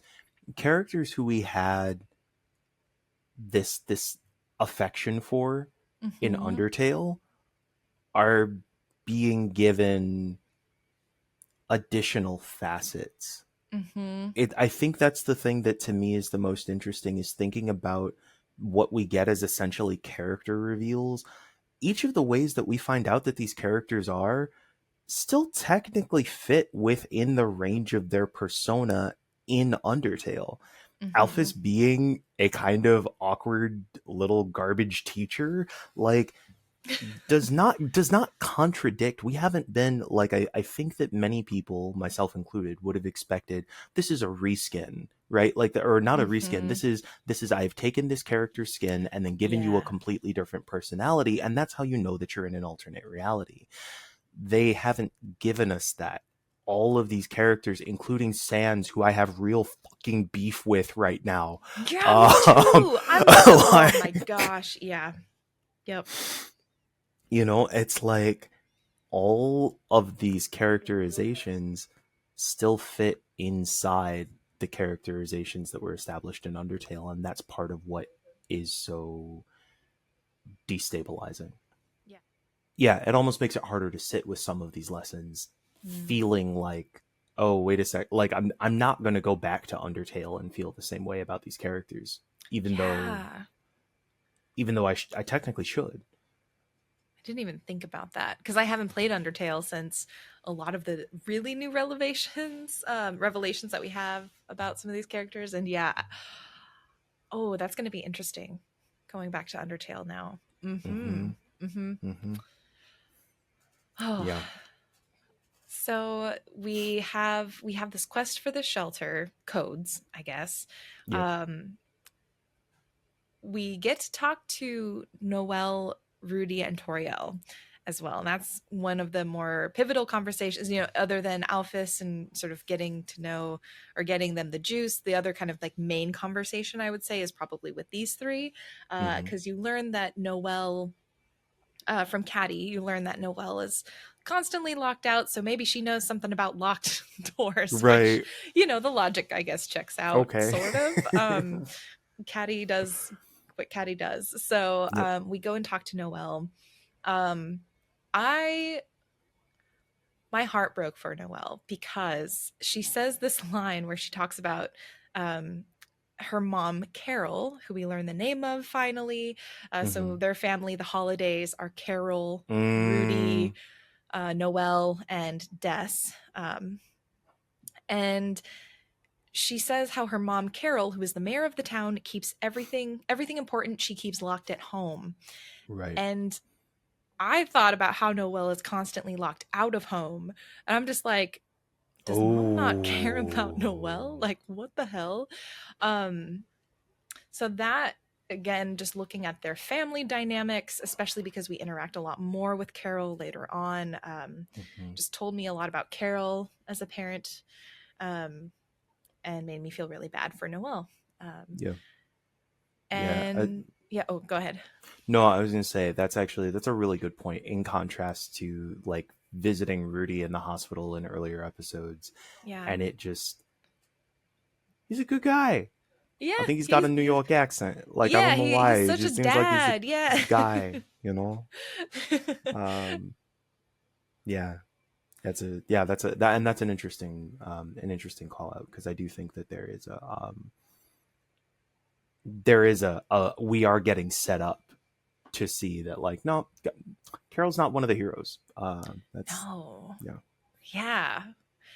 And Noelle also mentions just some facts that I noted down. Noelle mentions that she misses and liked hearing Chris play the piano, which is interesting because every time so far that we've interacted with pianos, it's kind of been a clank, like Chris sort of bangs their hands on it, and so we Mm-hmm. haven't really seen that interaction. Um, but we are learning that Chris and the piano are more tied than maybe Chris wants us to know, together. And so That was an interesting point. And then I also noted, Noelle mentions that it's kind of funny seeing you here without Azriel. So Chris used to go to church. Yeah. Sorry, the piano thing. I had a Mm-hmm. thought. When we get to the good piano, Yes. pin in that. Yeah. Oh man, Yes. I'm so excited because okay, Okay. you're like picking up all the little details that I'm just like, let's note this conversation about the piano, huh? Interesting. Interesting that you mentioned Chris can play piano, huh? Okay. Yeah, Right? you're picking all that up. Oh, I'm so Oh excited. Yep. gosh.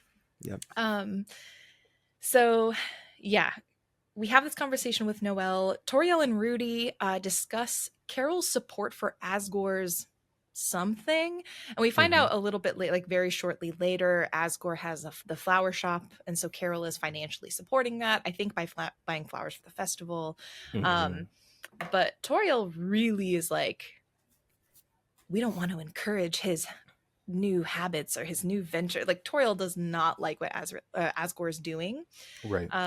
Doesn't even want to say Carol's name. Every time Rudy's like, "You mean Carol?" Toriel's like, "Your wife." And There. Oh, okay. Are there? I had very little interaction with Carol in my playthrough. mhm. Was there I a guess it's space for? very little interaction, but it's very pointed Okay. interaction. So Yes. for Okay. me, it like Just magnified it wanted in to my make sure. head. Yeah. Okay. Um, but it's interesting because we learned in chapter 3, and we clarified in chapter 3 especially, that the holidays and the dreamers, so like Noelle's family and Chris's family, they all used to hang out. They used to Mm-hmm. watch TV together, watch the holiday specials. They used to hang out as two family units together, and so Yep. something major has happened for them to divide like this, Yep. and for Chris's family to like go through divorce. Toriel and Asgore aren't even together anymore. It is weird to see like to get these spaces where I'm like, oh, oh, for some reason, and I feel like it just it feels like Chris doesn't start existing until we walk into the classroom in chapter 1, Mm-hmm. right? Like or some version of that. But getting the storytelling this way, it's like no, like there's an entire life and existence that Chris has had tied to other people in this town. Yeah. And and yeah, it's weird how there are these elements of what feel to me like a definition of Chris's personhood. That it's like Mm-hmm. it's not a lore drop. It's not just a lore drop. I feel like in a lot of games to find out this backstory, it would be like, oh, okay, oh, so that's the whatever. But like, no, this feels like important context and an understanding as to why these people are invested in each other. There's a world Mm-hmm. that's existed outside of us being in it as the player. Yeah. Yeah. I mean, we see this a little bit later, but even when we're exploring Noelle's house, there's you can like look through her screensaver photos, and there's like an old blurry photo of Chris when they were You just kids. went And all through people's computers, I and did. I, I have no respect for I, I privacy. was like, I'm just a little red heart soul just invading everyone's space. I was just like, you're like, yep, and then this person's computer was this, and this person's computer was this. I was like, why does nobody have a password? Like that is no, that's They okay. haven't All they right. haven't conceptualized like internet security at this point in time, I Well, guess. the internet's off, Yeah, that's so true. Yeah. yeah. Go hit up Uh, Queen. Um but I'm trying to think. Yeah, so it's like we know, especially what's interesting is Noelle, and we'll see more of this as we get to Noelle's house, but Noelle was a was close with Chris and Asriel. Like Noelle knew them. And well, so it's interesting for Noelle to be able to compare sort of the Chris now versus the Chris that she remembers. So that'll be fun to talk about, yeah. where we're almost there. I guess, did you have any additional thoughts you wanted No, to add for no, I that? thought that no, that's fascinating. Uh, but yeah, we do find out the Holiday family is the most likely source for the codes. I think what we're looking for is like passwords that have to do with a pine tree, Pine the Tree, Deltarune Police Star, and symbol. then Yeah, and the police. Deltarune. Yeah, so there's 3 sort of places where these codes can be. The pine tree, and they were trying to figure out who would be connected to all 3 things, and so that's how they got to the holidays. Um, shout out real quick before we leave church and start exploring hometown. The scene where Chris and Susie pour juice down each other's throats. Another incredible moment in Deltarune history. That I just like stood in that dialogue box and just appreciated just the chaos gremlin energy. These two, they're perfect for each other. They're the best This friends in the universe. it is that moment is only usurped by one other moment in my, and it takes place Mm-hmm. later in this episode. Mm-hmm. I think I have Yep. predictions. I'm excited. I'm Uh-huh. excited to see which one. Yep. So we leave church and let's talk about changing opinions on a character based on how they're behaving in Deltarune, because we got an Asgore jump scare. Yeah. And I'm really curious on your take on Asgore currently. I think there's a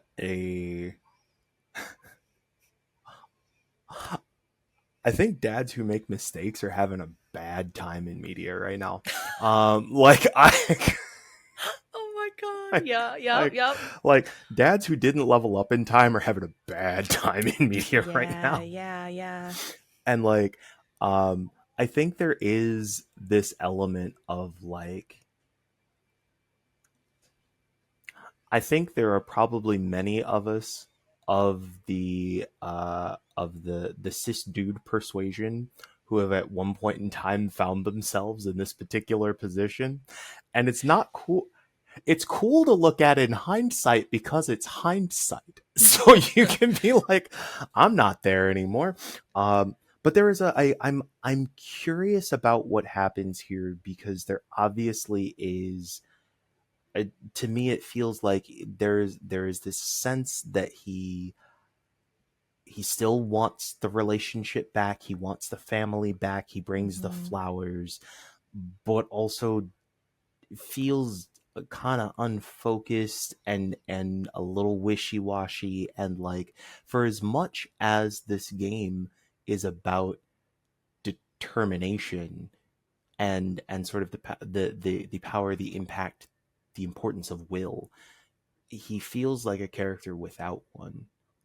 And I don't know if that is a I don't know if that's a fair statement. I think that it's also reasonable to recognize that, like, I do think that sort of the like wishy-washy washed up dad as a pratfall character is showing up more frequently, and I have no reason to believe that Toby Fox would do anything other than set us up to do something emotionally jolting with that Mm-hmm. character. Mm-hmm. Um, but I also am like, I feel like my experience with you in Undertale was very different. And so I don't know. I'm Yeah. curious. What are your thoughts? What was that like?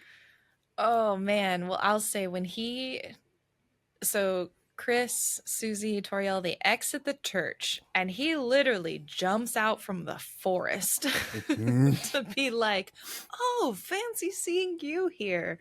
Oh, was I just weird. happen to have these flowers." I'm like, "My dude, That's weird. that's so weird. That's My real weird. insides are curdling. Like, I hate this so Nobody wants to much." be here. And like made even more Is awkward. that, sorry, no, please Oh, go go ahead. ahead. No, go ahead. I was like, is that the scene? Isn't there somebody? Is it?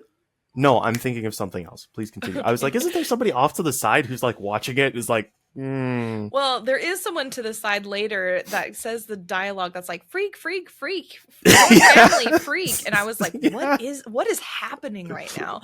I was just like, I was taken for a ride in that moment. But hmm, yeah, I think what's really unfortunate is I go between feeling a little bit bad for Asgore to feeling really frustrated with him, because I think also yes, because partially because I have this association with what he was in Undertale, which was just a more strong-willed character. Even though he wasn't necessarily doing the the best things, he was doing yep, it for a really definitive purpose. And hmm, I think seeing him like this is frustrating on that level. It's frustrating on the level of like, oh my god, Toriel doesn't want anything to do with you. Mm-mm. Like, stop, just let it rest for a little bit. Like, you seem to Mm-hmm. be not, as they say, taking the hint, and No.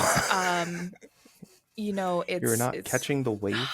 Is yeah, that what they're saying now? so what Something they waves, I'll vibes, check the I'll something. go speak book. Thank you. um but yeah, it's just it was frustrating on that level, I think. uh, and I go between, I don't know really what I want to see from his character. I guess ultimately I'd love to see some sort of redemption arc where maybe he finds his way, but it's really hard to see how that journey will happen for me currently. Like, for me, I'm just having a hard time seeing it.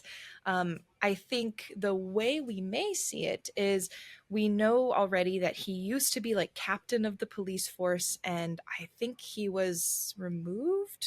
Like, I don't think, did he quit or did he get forced I didn't out? catch this part. Mm-mm. But yeah, I think he used to be head of like the police force. Now he's, you know, kind of like trying to make ends meet with this flower shop thing that he's doing. Um, it seems like Toriel has lost respect for him more than just a, hey, we grew apart Right. and we're amicably divorcing. This is like, she really seems to resent him for something, judge him for something. And so I feel like I need to know what that is before I make calls for myself in terms of how I feel about his character ultimately. Other than right now, it's just cringe. Yeah, I feel like there's a actually I'm sorry, no notes. Yeah, I think that's actually I wish that there I wish that I felt more significance in his presence. But I think that there is something that is just like, obviously we're all attached to Toriel, right? And the Yeah. game has given us a reason to be Yeah. attached to Toriel. We don't have that attachment with Asgore. And Hmm. I yeah, and I think that that is a I hope I think I would appreciate. I think I could understand if they're like, actually, some mistakes were made and there's not a redemption arc here and whatever. But like, what I do want is what I feel is possible. I feel like we have been given a number of characters and a number of characterizations that started with, hey, here was your understanding or expectation of this character in Undertale.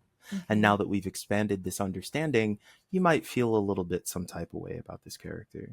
I think that there's a potential with him to get a little bit of the inverse, for him to be some of that foil that Hmm. gives us this, here's the initial understanding and then here's where this could go, here's a Yeah. space where we could get. Because I do think that, like, I think about, obviously comparisons between Undertale and Earthbound. There Mm-hmm. are there are Earthbound sound effects in like Mm-hmm. direct Earthbound sound effects, right? Yep. But like calling dad, and the comment, you call dad to be able to save and to get your allowance money and whatever. But there's a certain amount of like, I'd like to be able to rely on a parental character. and Yeah. Oh my and gosh. I think that where Toriel is initially set up, and that's certainly how we feel about Toriel as Teen Mom, right? I want there to be a space where Asgore can be somebody that Chris can find care from, Mm-hmm. and Susie, frankly. I think that the that's part of what makes it feel so good to have that interaction of Susie getting invited in to make the pie and like all of this stuff, right? Is that it kind of it feels like, who is giving Susie an opportunity to be cared for? Mm-hmm. And actually, and I'm sorry, I'll segue this and then I'll let this go. Is that I think oftentimes when you see people who come from these really traumatized backgrounds and have parental figures that they can't count on, they end up becoming oftentimes the parental figures for the people around them. And I Mm-hmm. think that that's what is the it's great to see the transformation that Susie makes in this episode, but I think it is still really important to remember that, Mm-hmm. and it's part of what makes her, the character that she engages with in this episode, so important, is that like these are all children.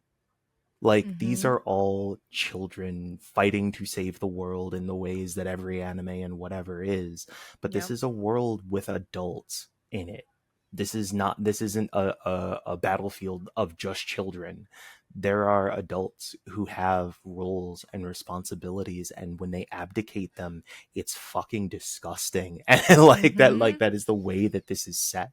And so my hope is that obviously Toriel can be a complex character and still provide some of that love and care and that support, but regardless of whether or not it is present, I hope that Asgore gets the opportunity to be some of that, because I don't feel like whatever disconnect, whatever issue happened between Toriel and Asgore and Asgore, I don't feel that as a reflection on Asgore's care or love for his children, and I Mm-hmm. hope that that stands, or I Yeah. hope that that is created, instituted. Yeah, I agree. I think the one thing that I do not doubt is the care and love that Asgore has for both Chris and Asriel. I Yes. think what makes it a little even more frustrating to watch is that he seems, instead of like providing Chris, because Chris is home and Asriel's, at college ostensibly, Mm-hmm. Right. um uh instead of being there for Chris, who clearly needs someone, an adult there, because I mean, yeah, all the adults in Deltarune are like really not doing a good job of being there for the kids in the town. Rudy's decent, Rudy's decent, but unfortunately, he's like in the but hospital. incapacitated. He's incapacitated, right? And so, like, the adults that are present are not present. Mm-hmm. And it's unfortunate because Asgore loves Chris, but he is preoccupied. He is taking all of his energy that he does have Oh. and putting it into his flower shop venture, into pursuing Toriel, and into some other stuff that we don't exactly know what it is, but it's about proving Mm-hmm. everyone wrong and making sure that he's like kind of reinstated in the town again. So Right. he's not prioritizing his children, which again, he is a person, or, he's a monster too. He has his complexities, he has his own life, but Mm-hmm. it is just frustrating for me to see when clearly Chris needs that support. Yes. Yeah. um let's see. I guess really quickly, exploring hometown. Any highlights for you before you headed to Castletown? Did you spend a lot of time exploring? Not too much. That's okay if not. I can do a highlights reel of some of the things Yeah. I Hit found. hit me with the highlights reel, because I did. I was like, yeah, I'm gonna go to town. I'm gonna go see Rouse.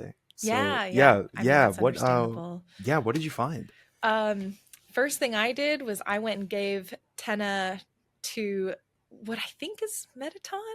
I think you don't see the being that lives in, it looks like the house that the ghost lived in, but I think based Oh. on the dialogue, the character who lives in that house now is Metaton.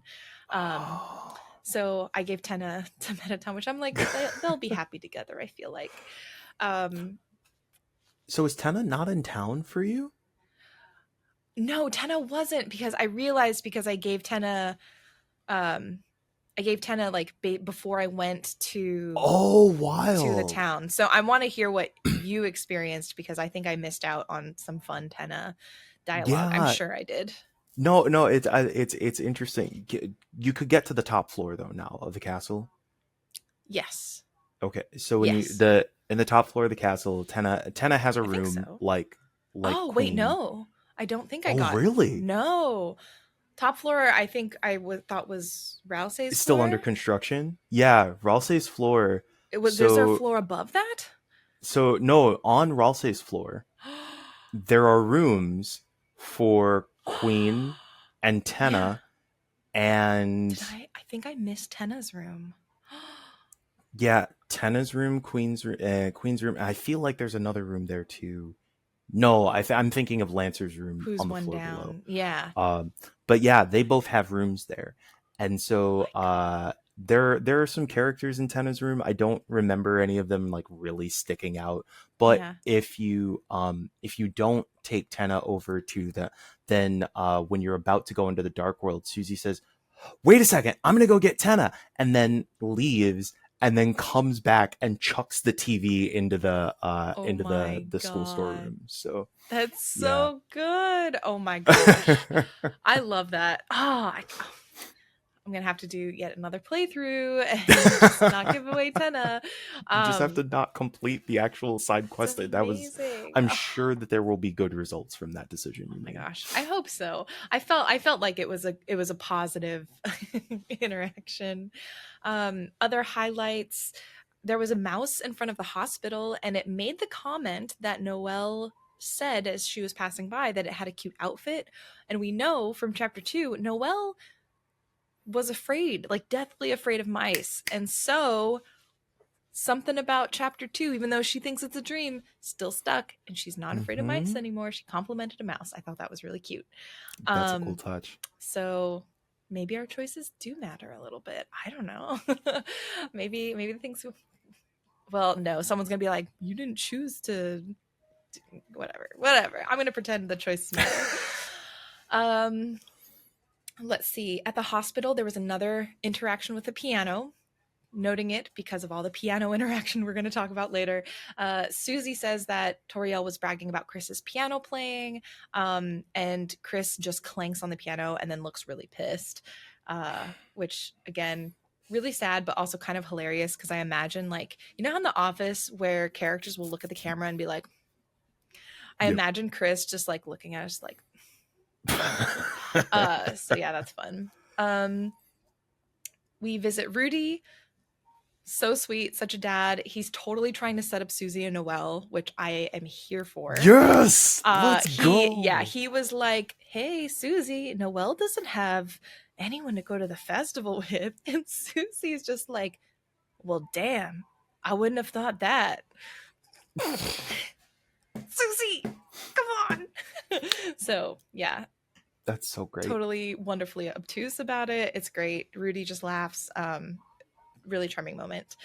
Um, in the mayor's office, there is like a business monster who says the mayor killed my briefcase with a giant katana. I just thought it was weird that Carol, the mayor, has a giant katana. And then I was trying to Which think she if keeps in the maybe the kitchen. knight. I should look up a PNG actually. The knight maybe carries a giant katana. I couldn't quite tell if it was a I katana think or a bat.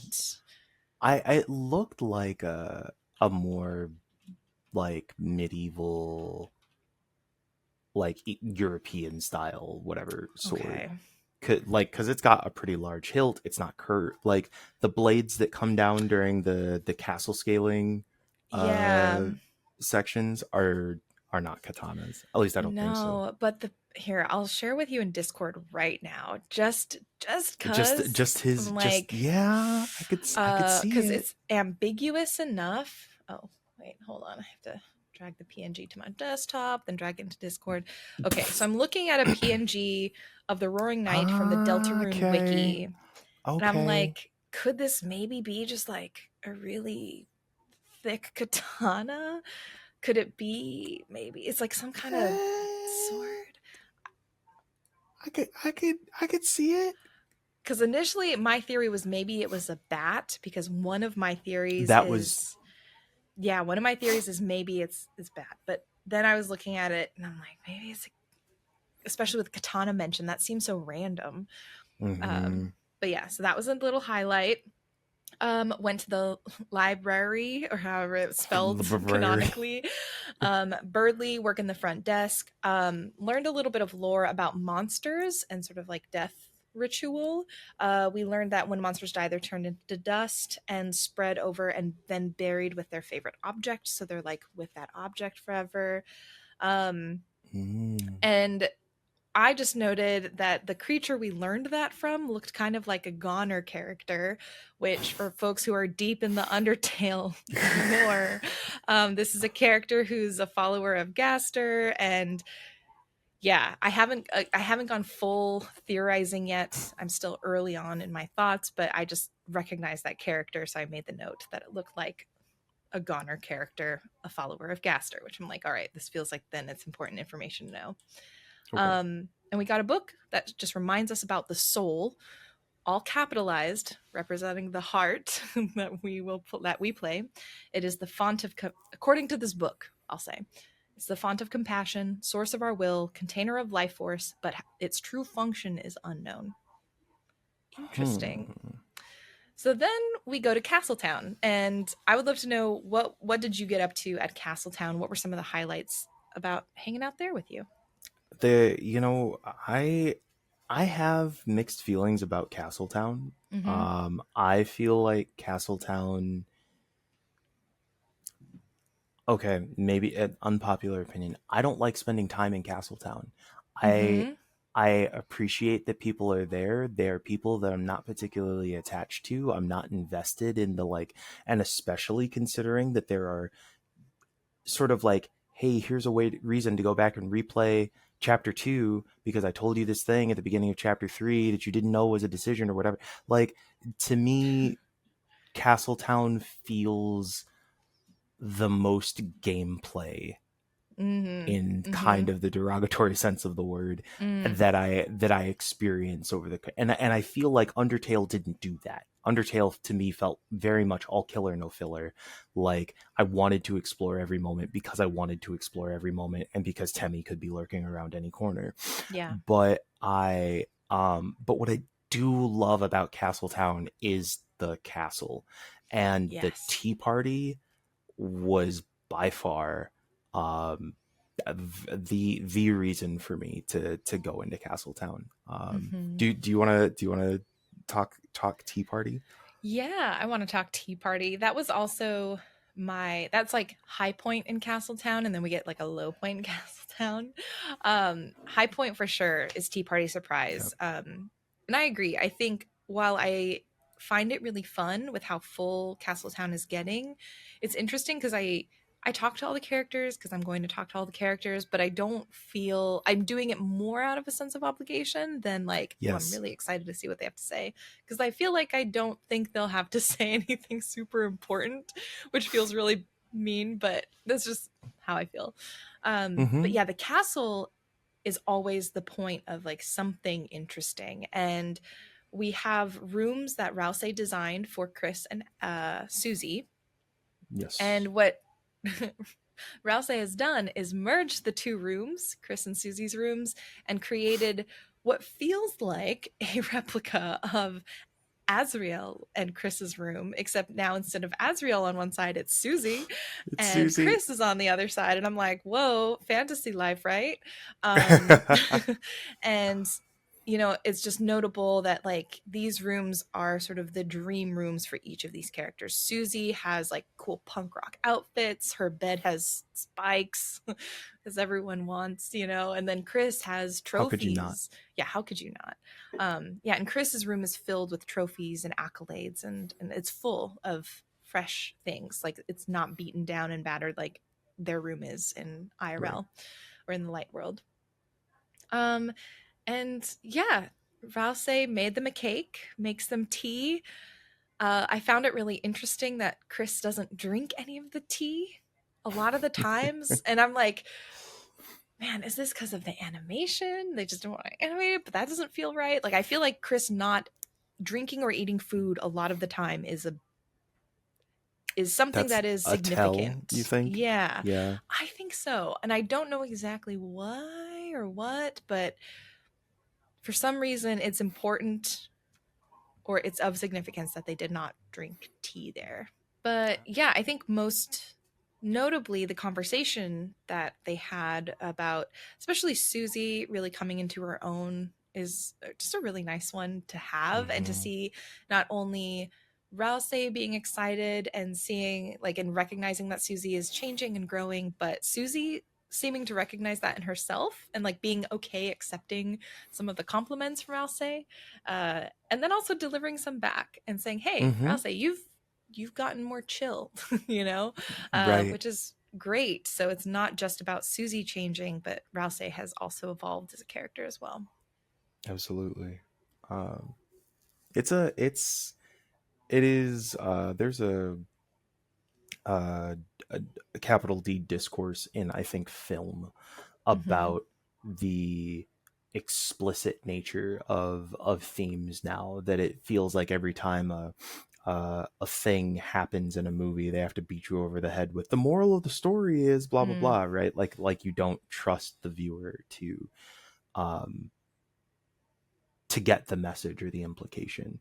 And I right. actually really appreciate that Deltarune is taking the time to not just give you the emotional catch and whatever the scene is, but also gives you a way that doesn't, and it doesn't feel like the more you know, like gives these opportunities to reinforce the explicit values that it's trying to talk about, right? Like Mm-hmm.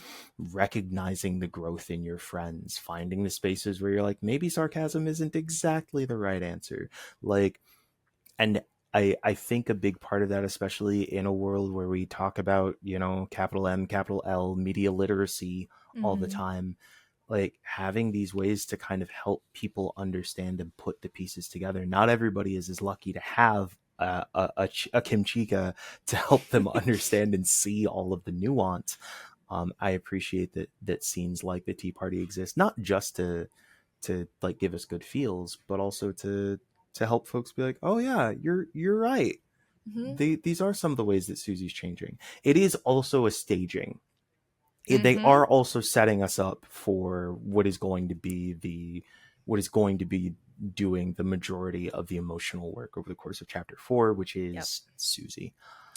um, Yes. Yeah. Susie uh not only is really coming into her own, but chapter 4 really pushes that for her and really gets her to apply that in ways that she has not done before. And it's part of why chapter 4 is my favorite so far in the Deltarune series and the episodes. mhm, Um I think, let's see, the low though that comes after is there, you're exploring the castle, you see, Lancer's digging a space for the other Darkners in his room mhm. and it's chaos, and you get to see Queen who's just like splits between two walls, and you got Right. to see Tenna, which was cool. And we see that Ralsei's room is still under construction, and uh Susie's kind of like, basically, last one in there's a rotten egg. It doesn't matter. We can just check Mhm. it out. I'm so excited to see it. And you walk in, and it is barren. Like the structure. And again, we're seeing sort of the Azriel Chris room mirrored again, but Mhm. there is no furniture, no shelves on the wall. The window is. I feel like I remember it being open, There's and just just wind. Yeah, it's yeah, it's open. just Just wind. yeah.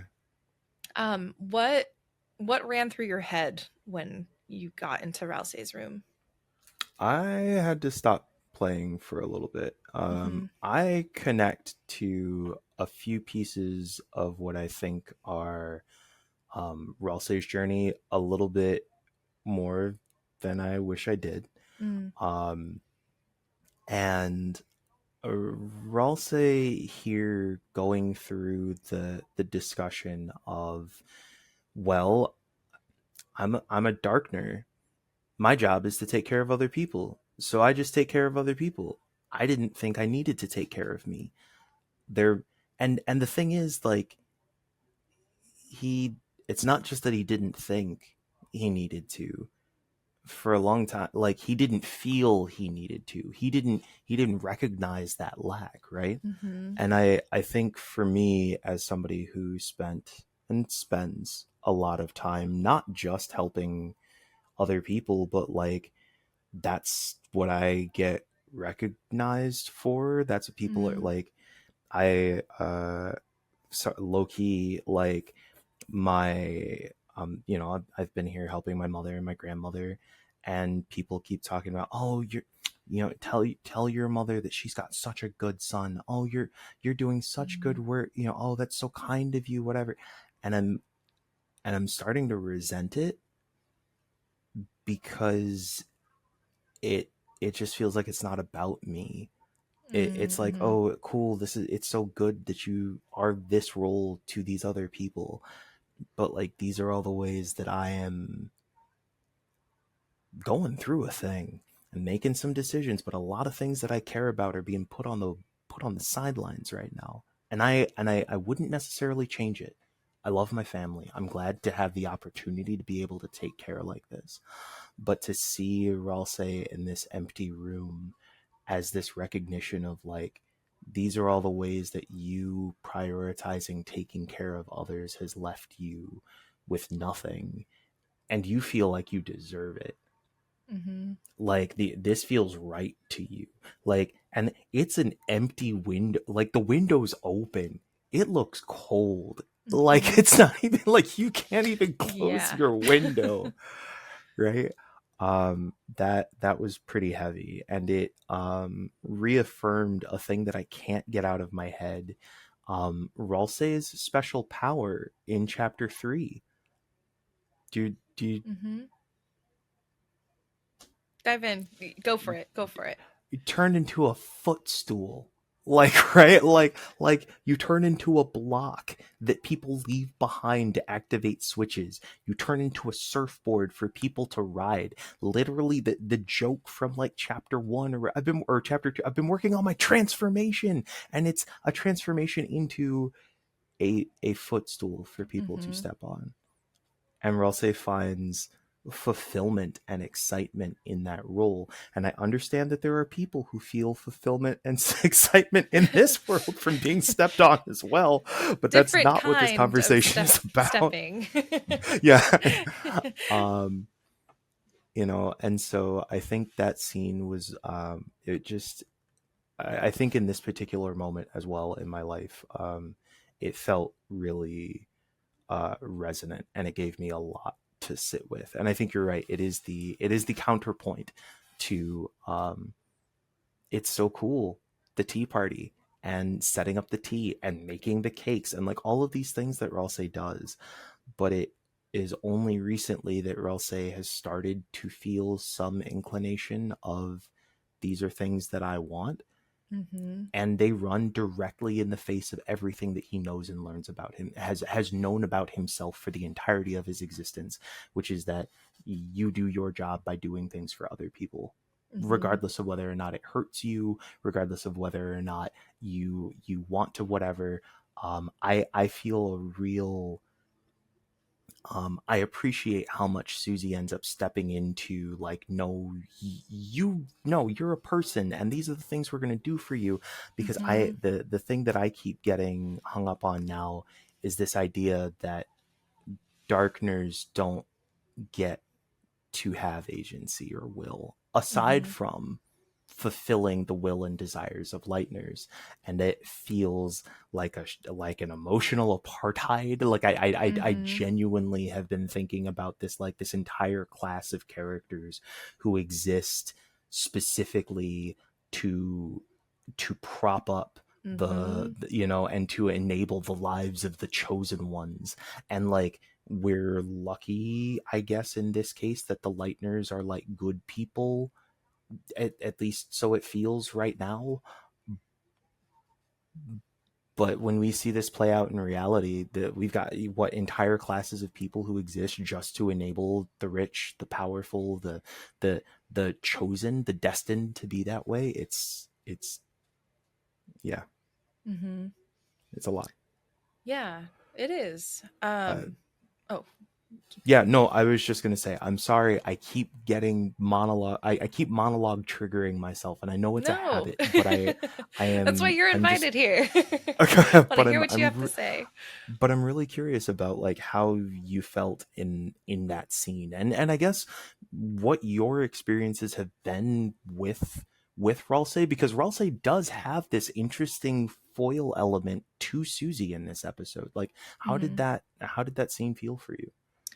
Um, I think just to add to what you said, because I think again, like I think your quote monologue, but your thoughts on Rouse and just sort of how you felt really, I think a little bit less personally felt on my end, but I still felt similarly for Rouse.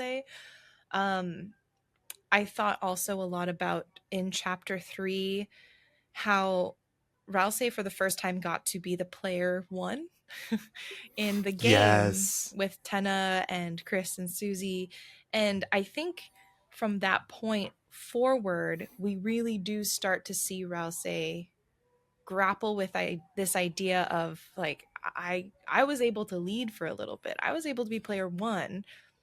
How did I feel about that? Like now that I'm back to following, how do I feel about this? And I think this Mm-hmm. is just a great culmination of the stuff that was seeded in chapter 3 that you kind of you feel and you sort of see Rouse chewing on, but now it's like really starting to come into its own.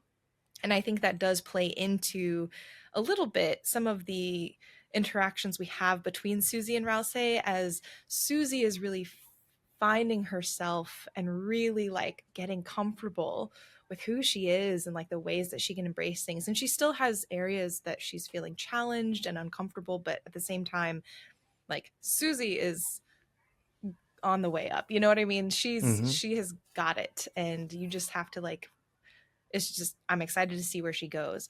Rouse is interesting because in some ways the more Susie is finding this success and security, Rouse I think is feeling more unstable in his position, less secure, and then more uncertain because of some of the new experiences he's had that he is now Mm-hmm. realizing he hasn't maybe pushed on before that he maybe is wishing he did. So yeah, again, it's like we don't have the dialogue of them talking through all of this stuff, like, Mm-hmm. I feel like since I did this, now I'm curious about being player one. But Right.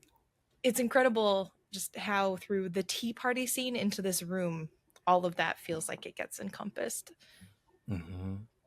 I think there's something about, especially, and it's something once we actually get into into the sanctuary. um Ralsei is, I think that you're that instability, that core being destabilized really manifests uh when he heals, Mm-hmm. because he's like, I am the healer, don't you fucking take my job. Yeah. Like, Yeah, to a um certain extent, I don't think Rousey's doing this with a like mean or like I don't no. think he's even doing this necessarily intentionally, but I do think there is that insecurity where when Susie in the sanctuary starts healing and gets really good at it and is able to heal in instances where Rousey wasn't able to do it, Mhm. that really puts him off kilter. And just yeah, it's so good. Yeah. Like from a Yeah. character standpoint, I'm not happy for Rouse because of this, but from a character standpoint, I think it's really, really good storytelling. From a gameplay mechanic standpoint, real quick, did you Mm-hmm. have Susie heal you in game? I totally Yeah. forgot. And I like feel some type of way, because she even specifically says like, "Hey, by the way, like if you want to let me do some healing Mm-hmm. sometime." And I totally didn't. I totally didn't do it, and it cost 80% TP, and I was still in the mindset of like, but I need all this TP to be able to get my S rank. So like but yeah, what did Yeah. things happen as you let her heal? Like, Yes. Susie improves, like gets better at healing the more you use her. It's so cool. And I admittedly only really learned this because I'm not really good at battles in this game. I've played Undertale so many times, I can't tell you how bad I am at it. It doesn't matter. I still love it so much. Um, but especially I think it was the Gerson fight. There's a fight that you have with Gerson, who's the sort of a historian author character that you see in the Dark Sanctuary. I was doing pretty poorly and I had to have Susie heal, and I realized Susie gets better the more you use her. And then I continued using her, and yeah, it was amazing to see because it was unexpected. Like in a That's so game, in a cool. turn-based RPG, your characters do not improve until you know, quote, level up. Level them up. And the fact that it was the practice of her using it causing it to still improve was really cool. Like it wasn't like a you have to get this much XP to level up to Kiraga, you know, like Right. it was amazing. I loved that detail so much. That's so cool. But yeah, I guess in the castle town, I will say I did visit Mike's room, which is a third room in like what used to be sort of the mini game hall from chapter 2 that's now in there. Right. Um, I will save my thoughts on that just for the sake of time because we're already at 2 hours. We haven't even made it to the sanctuaries. Oh no, We haven't even we're made gonna it have to to. Noel's house. Yeah, we And so I'm going to have. save that for the discussion we have on the weekend since that for now I Mhm. feel like is pretty optional. I haven't thought of anything I that didn't do it. yeah, and I don't know how it necessarily ties into some of the lore other than maybe is like kind of a tongue-in-cheek moment. So um really quick last detail from hometown before we go to Noel's house is we can go to the diner and have like a little moment with Susie again. And I God, just the Susie Chris moments are so good. They eat a sundae together. Susie shares how she knows Toriel because Toriel helped her and like I think what is it bought her a hot chocolate and kind of Yeah, comforted her early on when she had moved to hometown. Um, and then Susie and Chris they like breathe on the window and they like make little drawings together. And honestly, like I didn't cry, but definitely my throat. There was like a bug in my throat. Is that what they could call it? feel it. A frog in my Feel throat. it, frog. Yeah, Yeah. um, it was very very sweet. So that's really cool. then we head to Noel's house, and holy crap, there's so much that happens in Noel's house. This chapter is chock full of stuff. God, Genuinely. it's so full. Um, where to even begin? So Chris and Susie are going to Noelle's home ostensibly to work on their group project, which they are so far behind on because no one's working on this group project.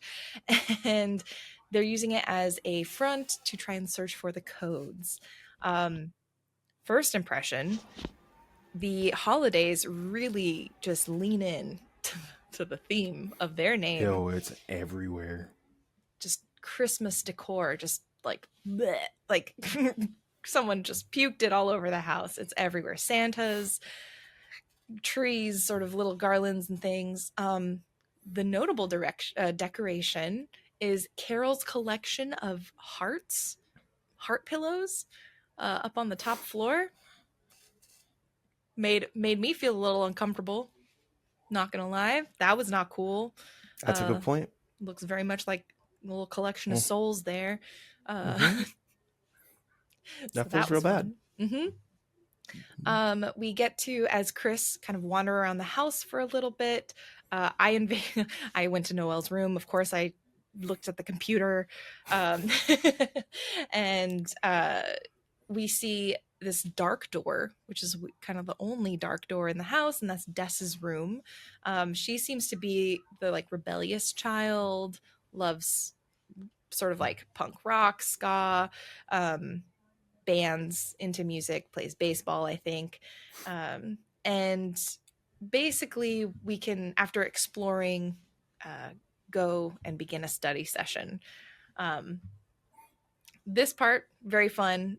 Birdley calls to invite Noelle to the festival, and Noelle kind of regressing because I feel like she gained a little bit of Yeah. confidence, especially in chapter 2. Is about to say yes to Birdley, Mm-hmm. but thankfully Susie is there to yell absolutely not. And and basically now Susie, I think it's at this point Susie's like she's going to the festival with me, and so Oh yeah. Suzelle is happening, which I'm so excited about. I've been waiting for this since chapter 2. Ah, Maybe even chapter 1 because we got little hints, but definitely since we chapter did. 2. We Uh, did. um we learn that Des's guitar has the code for the shelter, and uh, but I guess we don't know this quite yet. We know that we have to search the house. So while Susie and Noelle are kind of Susie's playing distraction, Chris must search for the soul.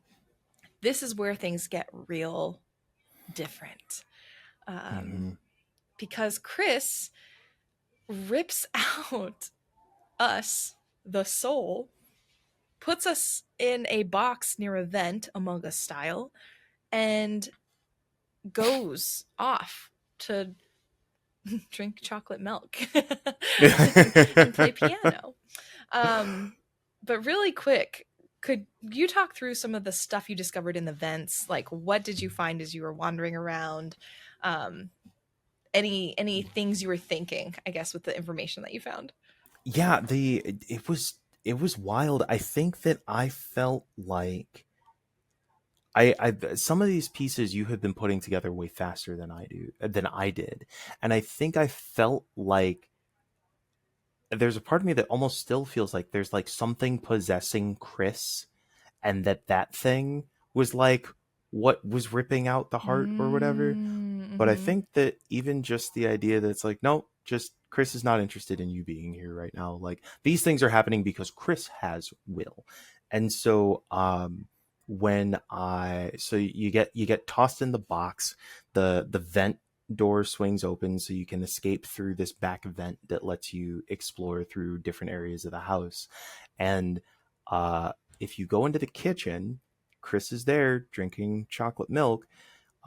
And I was like, can I like get back in? And Chris Mm-hmm. snatches you out of the air and goes and throws you back in the box, shuts the grate, and then slams the door, which then reopens the grate. I was like, am I actually stuck in here? Like, did I fuck up? You know? Um, but I thought it was really interesting exploring as the soul. I think that was the time that really cemented for me the most the lesson that I think could have still held from Undertale, which is that we are the soul. Like that sounds familiar as a point from Undertale, but it Mm-hmm. didn't feel like Deltarune necessarily drove that home as much until that scene. Yeah. Um, and the conflict in trying to get back to the guitar. Chris is in the room with the guitar, and then as we're like getting into this brawl, we can hear Susie and Noelle coming down the hall, so we jump into the corner and stash ourselves in the Yeah. corner. Uh, yeah, what was that scene like for you? Because I did get batted around a couple of times. Yeah, I was very bad, and it was one of those moments kind of like at the church with the prophecy where I was like, I'm just going to chill at the top corner so Chris can't hit me and I can I want to listen hear. to yeah, I want to hear Noelle and Susie talking cuz I've been waiting for this moment. I've been so excited for them to get together. Uh All my life. honestly. Um and yeah, I think we have some really again, this is the point in time I mentioned earlier in the episode where Noelle talks a lot more about how she remembers Chris and how it is different from who Chris is now or how Chris is acting now and what they are like now. And Right. so for me, again, this is just reinforcing Chris as a human with a history, a personality, and agency separate from us. And somehow we have been intertwined with them. We don't know to what ends quite yet. But Mm-hmm. they have their own motivations. The thing that really became clear, like it was clear before, but just like again, chapter 4 is the solidifying chapter. It solidified to me that Chris has their own motivations for keeping us around. Mm-hmm. And whatever those things are, they outweigh the discomfort and annoyance that they seem to have with us constantly controlling them. Um, I also noted down that there was yellow text as Noelle was talking to Susie, and I obviously it's different color. That's a significance like Mm-hmm. indicator. I could not remember where we saw yellow text before and like what it meant previously. So I was wondering if you remembered that. I remember yellow text being part of like the instructions for mini games. I Mm-hmm. feel like, but I can't think of a thing that I would specifically attribute like Noel's. Was there, and it wasn't Noel's dialogue as a whole. Was it like specific words Yeah, it was like or? specific words, and even Susie's too, because there's a moment where Noelle is talking about how I think she and Chris had been on a Ferris wheel, and Chris, they shook the Ferris wheel and scared her. And Susie asks, was that good or bad? And good and bad are highlighted in yellow. Things like that, where you're just Oh, like, are you just trying to do like a little keywords cliff notes thing for me, or is there more to this that I'm not picking up yet? wild. I'm gonna go back and do that. Yeah. I chapter 4 was the first like chapter chapter 1 and 2. I wanted to go back when I like read a thing that somebody said like, "Oh, well, yesterday if you'd stood here, this thing would have happened, but it's today, so guess you can't." Like I Mm-hmm. was curious. Chapter 4, chapter 3 and definitely chapter 4 were the times that I was like, I have to go back and do this again. Yeah. Uh, um I think the other highlight that I noticed, this just the slapped, and once Susie and Noelle get done talking, they also talk about flirting, and Susie is so funny because she's like, yeah, Chris is weird because sometimes they, howl, sometimes they mutter, but they're really good at flirting. And Noelle's like, what? Do I need to get good at flirting? Like, what's going on? And that whole part of the conversation was just so funny to me. Um, so yeah, I think that was more comedic effect stuff just to appreciate. I should have just watched. Yeah. Yeah, did you mostly focus on trying to get through to the guitar? No, I felt this tension between like, should I just sit here and watch this or should I go to the guitar? And so like I did kind of like purposefully mess up a few times so it would take a Mm-hmm. little longer. But I think yeah, if I had just sat in the corner and waited, I so that I could just appreciate the dialogue between the two of them, that would have been ideal. Yeah, I'm just a weird voyeur. I'm learning from this game. I'm just a nosy voyeur. I don't know. I was shaking my head no, and then it's like, no, everything in this I can't actually. It does seem to be justified. Um, Um, and then I wanted to note because I also got thrown back by Chris because I tried to go, see if I could go back in, didn't. If you hang out with Chris for a while, you get a little bit of a guitar concert from them, or not guitar, a piano concert. So oh, this was whoa. like, what? I think it happened because I had set down the controller because I was getting water, and I did this by accident. So I don't know if there's anything else that happened that started it that I did, but I think I was just there. So I think you just wait long enough, maybe it happens. Um, Chris, they drink the chocolate milk, and then eventually after that like sort of ominous phone call where it's like Mm-hmm. Susie must not get the guitar, uh, police sacrifice, and you're like, a cat, what? I don't know. I didn't see the police sacrifice, but yeah, Yeah, there's like yeah. a phone call that's something like police sacrifice next week, church, Susie doesn't need the guitar, don't give Susie the guitars, like all this stuff. And Dang. so from my interpretation, Chris does not want to get or give us access to the codes ultimately, like Susie or us. And so Right. Chris ripped us out to just like get us out of the way for a little bit. They use that time to again have some chocolate milk, get their vitamin, was it D for D, dairy, I guess. I think. Um I don't know. They I get think their it's in sunlight. calcium Yeah. and they walk off to the right of the kitchen, which was like a dining area and a piano, and they start to play off screen and you don't see Wow. them playing. And what was unique about this audio um, is that it's not like oh, here's just a background song playing. This was recorded as if someone was playing because you could hear slight tempo changes. that only happens when like a human will play and you don't keep perfect rhythm or time. You hear little mess ups in the song as if they had like slipped on the keys a little bit. It's not perfect. And that was like such. The more I thought about it, the more it got me a little bit choked up because they clearly seem to have skill in the piano. They seem to actually enjoy it, I think, because Hmm. when I used to play piano, what I would do sometimes is just sit and play like little bits of my favorite songs. And that's what it felt like when they were playing piano. It's like you sit and you play like Oh, 30 seconds of like this favorite piece that you have, and then you mess around for like another maybe minute with this other piece. And then you kind of just dink around on it. And it's like right. a way to just vibe.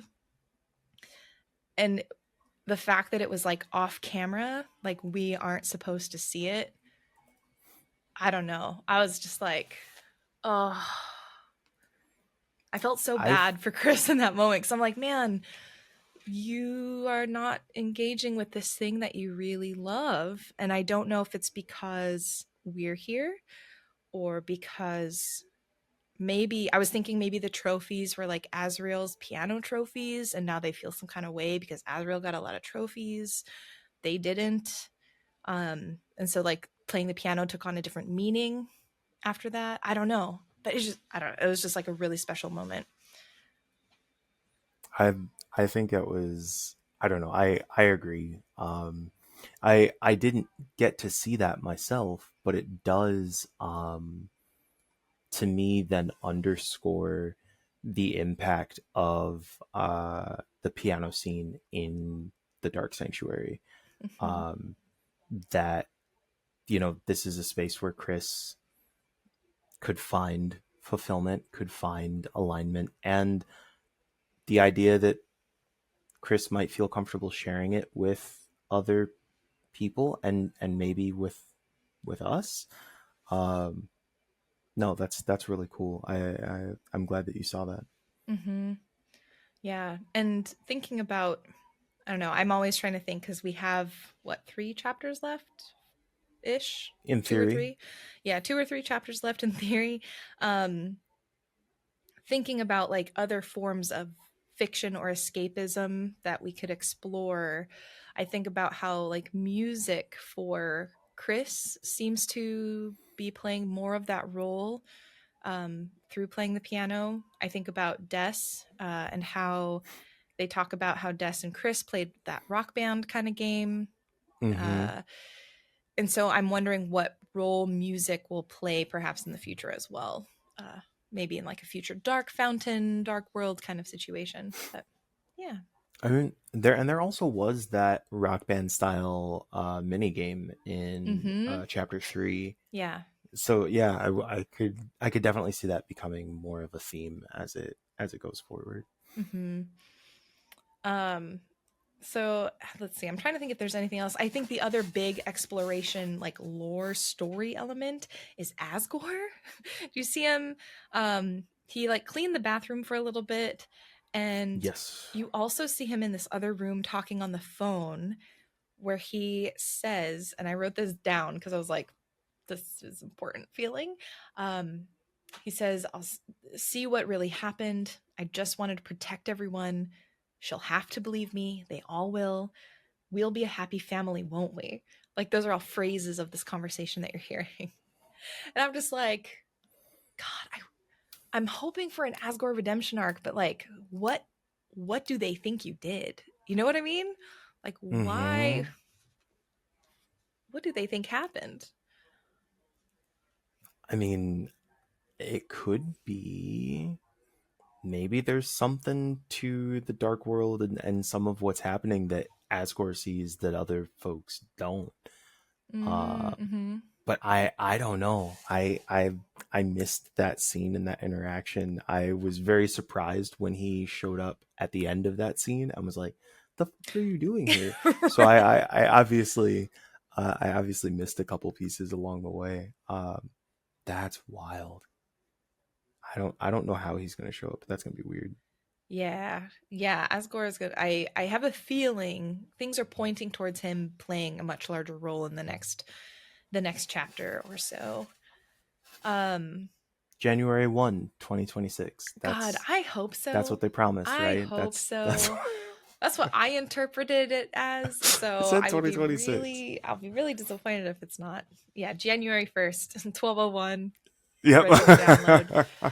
Um at the very end, yeah, like you mentioned, Asgore comes in. He is been cleaning the house, I guess, for Carol in the holidays. Um and Carol shows up, and the first thing that I wrote down is that the soundtrack of her, like what seems to be her theme, is creepy. It's just like, hmm it sounds like a bell that got put on reverb, or like a gasp, or like a breath just on reverb. So it's just echoing in a really Yeah. uncomfortable, dissonant way. There's no notes, there's no like tone or music in the sense that we would think about it. It's just that uncomfortable sound, and I hated it. It's bad. It is. It's not good.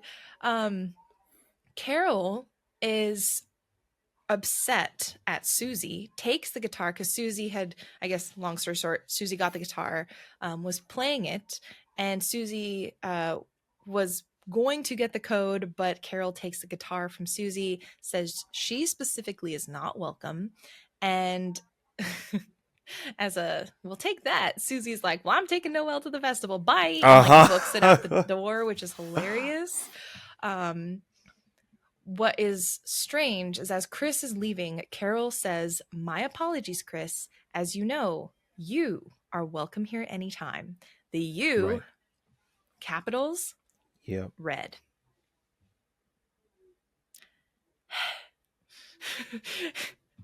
What does Carol know? And is it us? That's what I was assuming, because you, when we see the word you in all caps like that, it feels hmm just metatextual. It feels like it's referring to us at this point. And Um, it's red, the and same it's color as the red. heart. Exactly. And After all so, this, it's still you. oh, After yeah. everything. Yep. Um so yeah, I am feeling increasingly concerned about the role Carol is playing in all of this. Um just because she doesn't, I don't know, it's funny because like Rouse isn't telling us the whole truth. And yet I'm like, but I still love Rouse. I want the best for him. I'm like, I still have faith hmm in Rouse. Yep. Carol, I'm immediately like, she's gonna try something bad. Something hmm that, like, something about her feels dangerous. And maybe it's a front, and I will have my, I will eat my words, Maybe.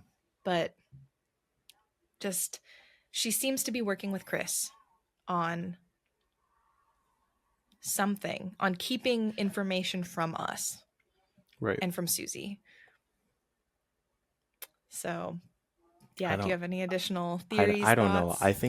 I don't know. I think that we have sometimes seen a I feel like the bad characters who like have a method or something, like we can Mm-hmm. see in their presentation, right? Like Right. Queen, freaking the I can't get over that the king's sound effect is freaking King Yeah. K. Rules Yeah. sound effect from Donkey Kong Country. Like every time I hear him, I'm just like I can't get over Mm-hmm. this.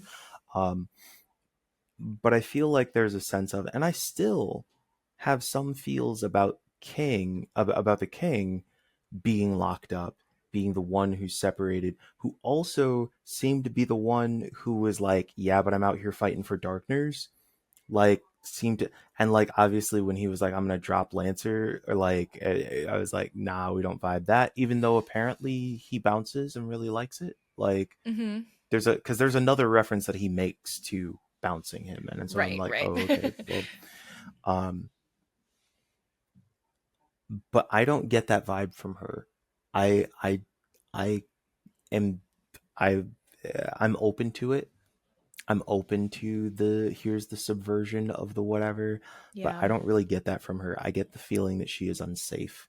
Yeah. And I think that particularly again the way that Deltarune thus far has characterized adults, when an adult is unsafe, it's a problem. Yeah. um and I think that of all of the characters that we have met, and it's part of what makes the end, I'm just still so hung up on the end of chapter 4, but it's Mm-hmm. part of what makes some of these characterizations and some of the ways that the characters are changing feel bad, is because it's like, yes, I get it, rounded characters, we all have flaws, this kind of Right. thing, but I can't get over the idea that these are children, and Carol does not just feel bad or complicated or whatever, she feels unsafe.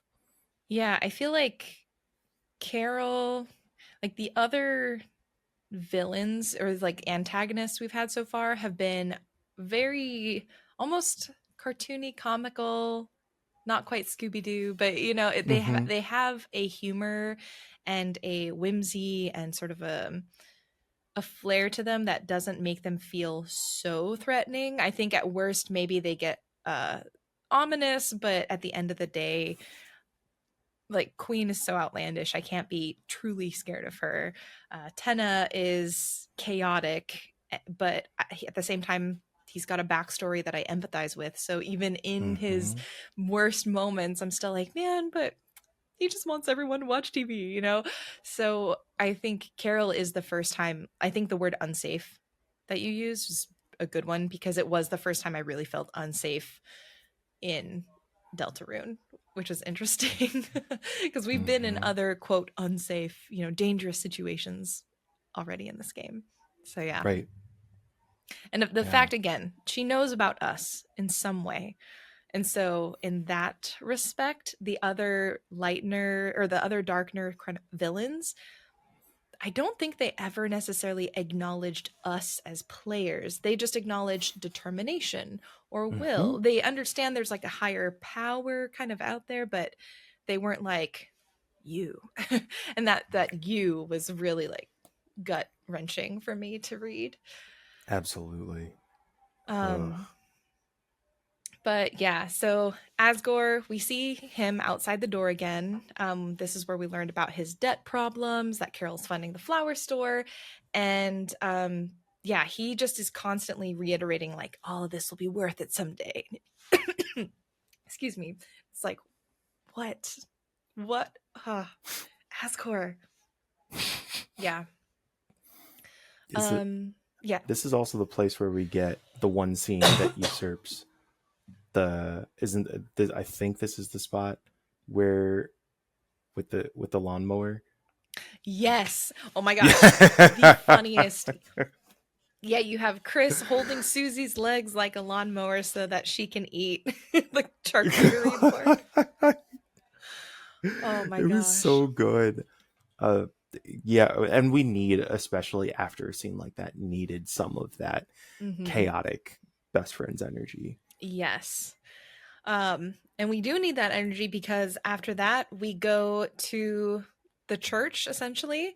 We see that, Toriel, who we believe is in there doing choir practice, is trapped with a dark fountain. And so we have spent all this time not even in a dark world. I just wanted to highlight that.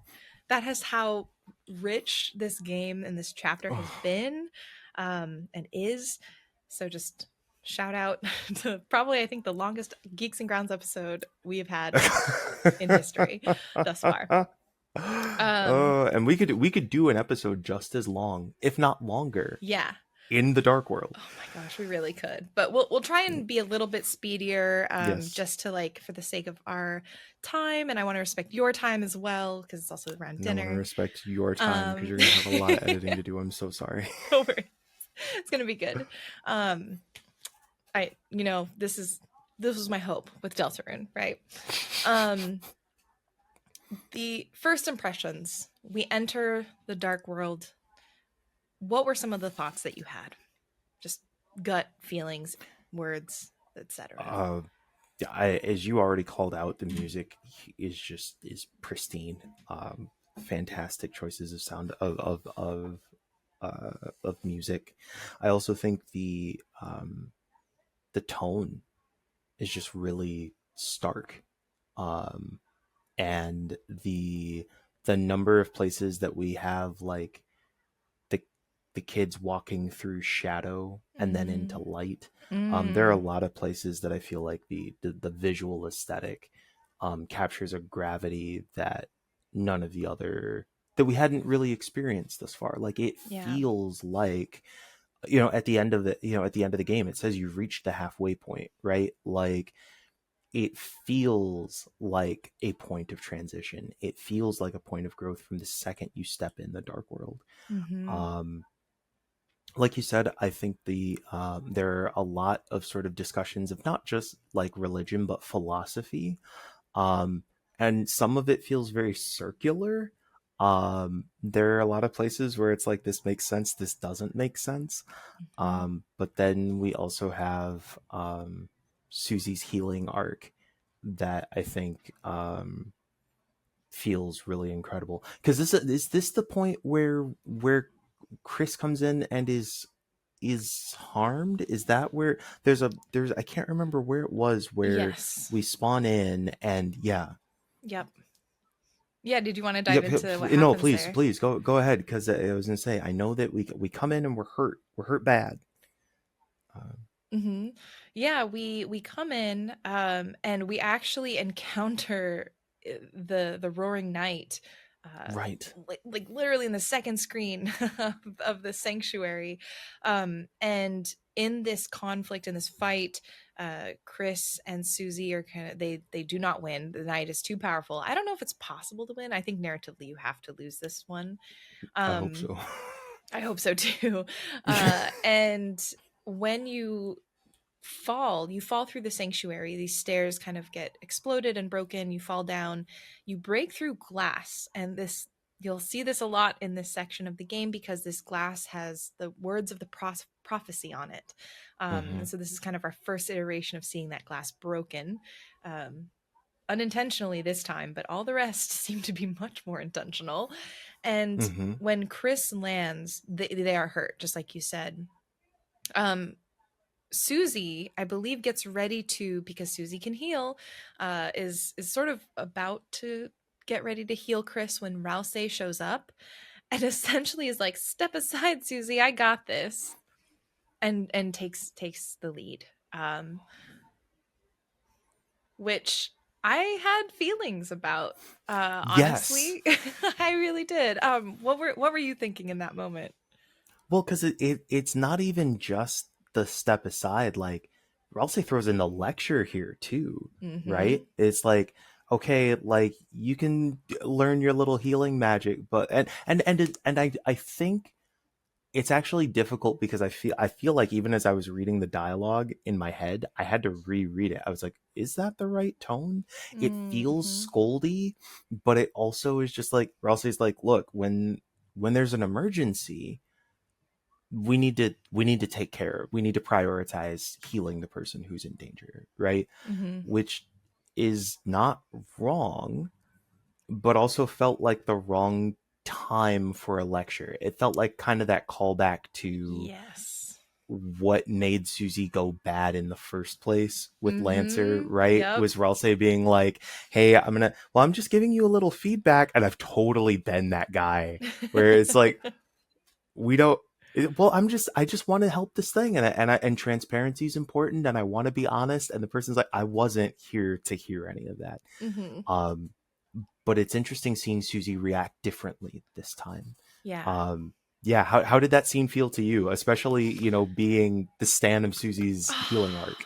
Man, yeah, I felt um I felt frustrated for Susie because Susie has changed and old Susie would have probably just bit right back at Mm-hmm. any sign of maybe feeling like she was being talked down to or lectured or anything. Susie does not do that. Susie just kind of absorbs this feedback from Rousey, which shows how much she does care about her friends, how much she is willing to try and learn and take this feedback, but you can see how uncomfortable it makes her and how sad it makes her to feel like she's being pushed to the side and thought of Right. as less capable of being even able to try.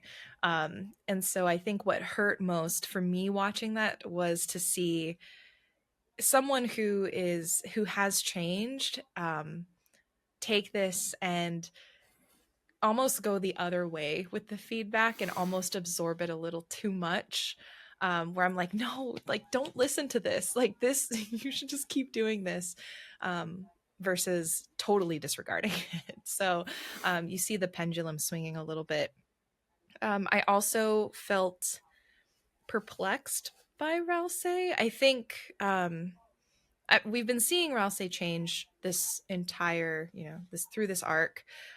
Initially, I was suspicious because I was like, "Are you really that nice, or are you that kind of like toxic Right. positivity? Like, what's going on?" And then I sort of Mm-hmm. softened up because I don't think, again, I don't think Rouse is doing anything maliciously, or but I do think we are starting to see the cracks show in just, yeah, like we were talking about earlier, the role he thinks he needs to fill, um, versus what like his emotional and energy capacity is allowing him to do, balancing it with stuff that he is not sharing with others that's weighing him down further. And you see Mm-hmm. all of this combine and really impacting the relationship and how he's interacting with people who are his friends, um, Yep. who do care about him and would want to be there to support if only he would share what was actually going on. Uh, so yeah. Ugh. Yeah. I No, it's tough, and I think this goes back to what I was bringing up earlier about this feeling like a manifestation of Ralsei's insecurity. Mm-hmm. That like this is the place where Ralsei steps in.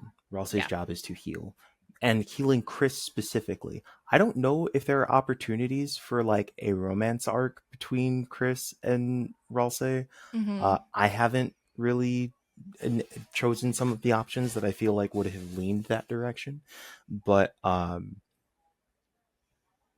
it felt to me like this is the place where like Ralsei is stepping in to make sure that like this is my role, this is what I do, this is how Mm-hmm. I, and it has been at Susie's expense, and Susie like learning not just how to take feedback but how to give effective feedback, Mm-hmm. right? Susie's known how to give feedback, but in this case it's like, yo, I need you to communicate that like that was a little harsh.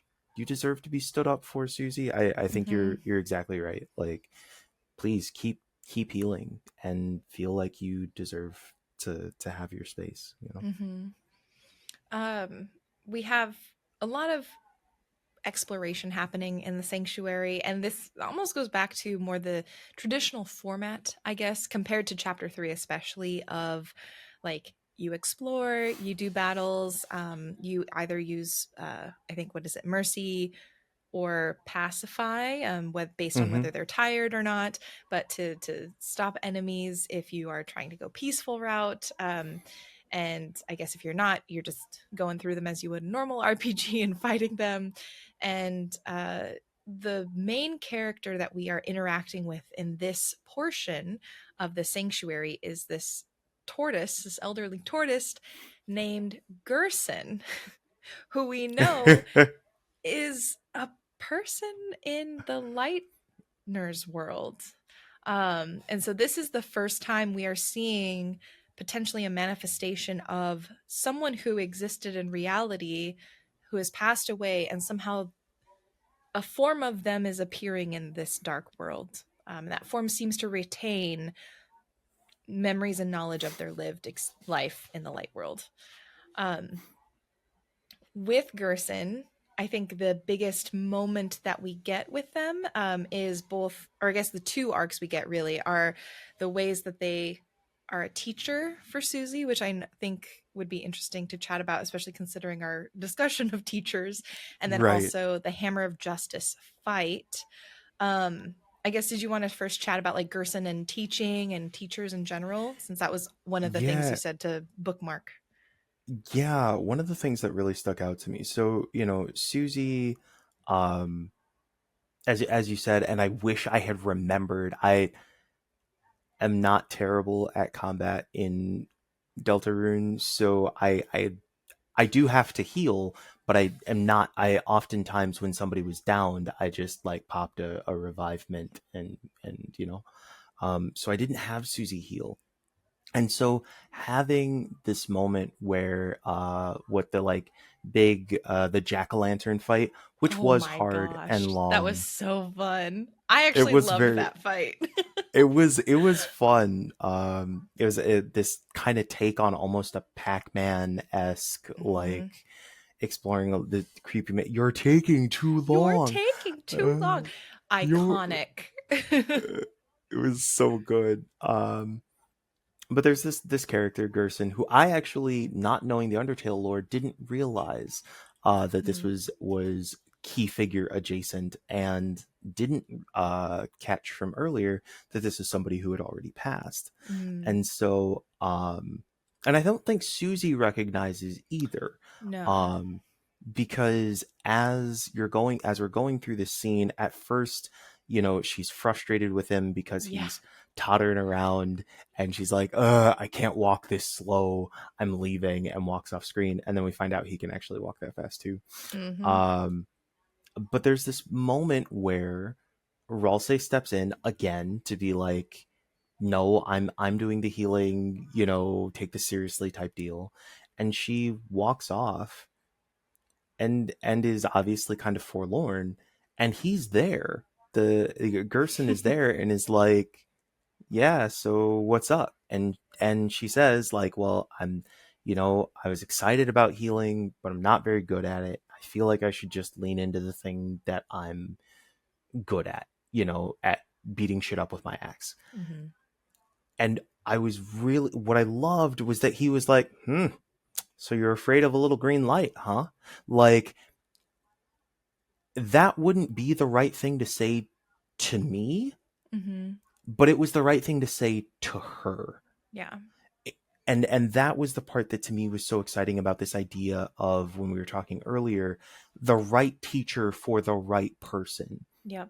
He was able to give her the style of care, and like was still being compassionate. And when she finally does throw and I love that she does the freaking like command, Kamea. like Yeah. it's such a powerful move. And when she does this heal and speaks to, and what she does is thematic. Ralsei's heals are external, but Hmm. her heel goes into the jack-o'-lantern whatever's mouth Hmm. and heals him internally. Yeah. And that's what she's able to do.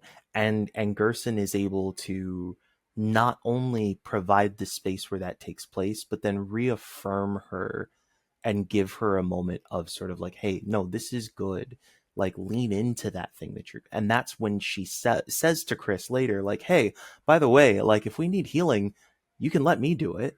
And Hmm. I yeah, I thought that was wonderful. Yeah. It was also one of my favorite moments. Um, I don't know if this is accurate, but I feel like the dots that I've connected at least are that Gerson, who there's like what is it, the gravestone, there's a graveyard Hmm. off to the side in hometown, and one of the gravestones has Gerson's epitaph on it, and it's like author, historian, and teacher or educator. Hmm. And Oh. I feel like Alphys is a relatively new teacher, and so I wonder if Gerson was previously like the high school teacher or middle school teacher, and would have been Mm. Susie's teacher, but passed away, and now we have Alphys, who's not great. Yeah. And so in a way, in my head, I was like, oh, it's like Susie got the teacher that she would have had. It's like so close, but Hmm. yeah, completely agree with everything you said. I think that's one of my favorite arcs within this Dark Sanctuary. The second of my favorites was Chris and the piano. One of the main Oh. things we're doing as we're exploring, seeing all of these characters, pacifying all of these darkeners, is finding pieces of music, which I feel like we found three to create the piece that we were playing on the piano. Ooh. And Deltarune. yeah, I think so. And there was also a point where Valse was like, I think there's only two. I think there was some point where Susie was like, maybe there's two more. And couldn't remember and I didn't take the screenshots or write it down. So I don't know if I'm just Oh. misremembering, but it felt like Susie said something about like, oh, here's how many more like composition sections we need to find. And Valse's like, no, I don't think it's that. I think it's this. And there's like a moment of contradiction there too. So that was a Ah. really just to add spice to the Susie Rouse like tensions and Mm-hmm. growth of their friendship, because ultimately I think it will grow their friendship. Mm-hmm. But yeah, there's a point in which we get these pieces of a composition, and the only person who can play piano is Chris. And at this point in time, I think it's Susie who asks Chris to play the piano. And there's a moment of hesitation, but then Chris does. For the first time in full view of us, not off screen, where they are like hidden from us. And they play the most like beautiful piano piece. And I just, again, anytime Chris plays the piano is just, I'm happy that they seem to get to experience something that I think they really do love at their core, even though they resist showing that to other people and to us. Yeah. And the I think it's really interesting because and I may be remembering this out of order, but there are puzzles that are solved by playing the piano. Mm-hmm. And so you like walk up to a piano, and the thing is that like when we are in control, all the piano is like super clunky and basic, Mm-hmm. right? Like, and even when we enter in the keys, there we don't have a sense of rhythm or anything. I'm always surprised that I like you play the 6 notes or the 8 notes or whatever it is that opens the door, and then it plays again, and it sounds rhythmic, it sounds musical, and it's like and you saying that makes me realize, oh, it's that we forced Chris to clonk clonk clonk clonk, and then Chris plays these notes, and it's beautiful. Mm-hmm. And so we have this moment where it's like there's this long ass composition, and technically, because Susie, right, like Susie goes and finds what the composition is supposed to be. I think in theory, we could Ocarina of Time play it ourselves, and it's Uh-huh. like 60 notes, Yeah. and it doesn't, it's not, It's it in would not be Susie's easy. handwriting, which is hilarious because it's like not lined up. It kind of like goes a little off kilter. I love that they did that. So you can see sort of Susie's personality in there. Uh-huh. It was so good. And it's I think like you said, it's Chris getting to play. And Mm-hmm. it really was. It was so beautiful. That I'm so glad that you like pointed towards that. And because I totally missed that scene in the kitchen, and it's Mm-hmm. such a good um supporting support to that moment.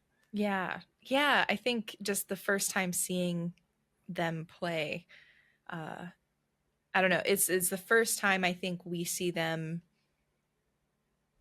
uh, expressing themselves without being kind of a zombie about it. Like I think any other time they're being themselves, they're either it's violent because they're either like biting their hand to not say something we're forcing them to Hmm. say, or sort of going around like a zombie as they walk around. But yeah, this is the first time we see them really in their element, and it made me wish that we had a more collaborative relationship with them. Like I wish I knew what Chris wanted, because I think I'd love to help. I don't know, maybe Chris wants to bring the world to an end, but I I just wish we could work together with Chris versus Yeah.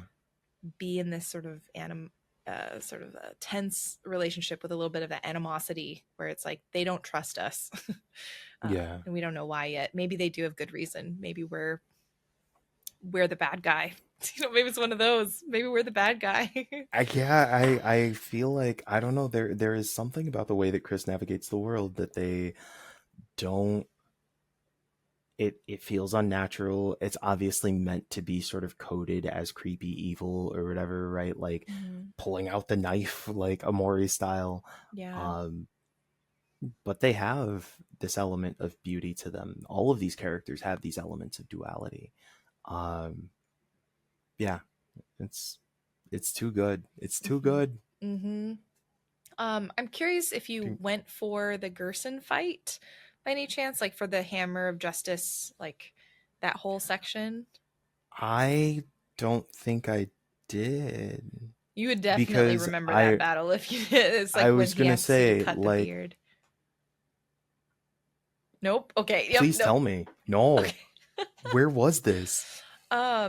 So you know that fireplace, and there's like the myth of the axe and everything. So this is if you choose to pursue getting that axe for Susie, it ultimately leads you to a fight with Gerson. And he's just like, to get this, you need to like cut my beard, you know? And Susie's like, yeah, old man, I can cut a hair off of your beard, you know, hair off your chinny chin chin. Of course, Gerson is way more agile and strong This is than, Tonberry.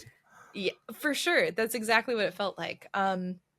And as you go through the battle, which is pretty tough, not like the hardest Undertale Deltarune battle I've ever done, but it definitely took me 2-3 tries Mm-hmm.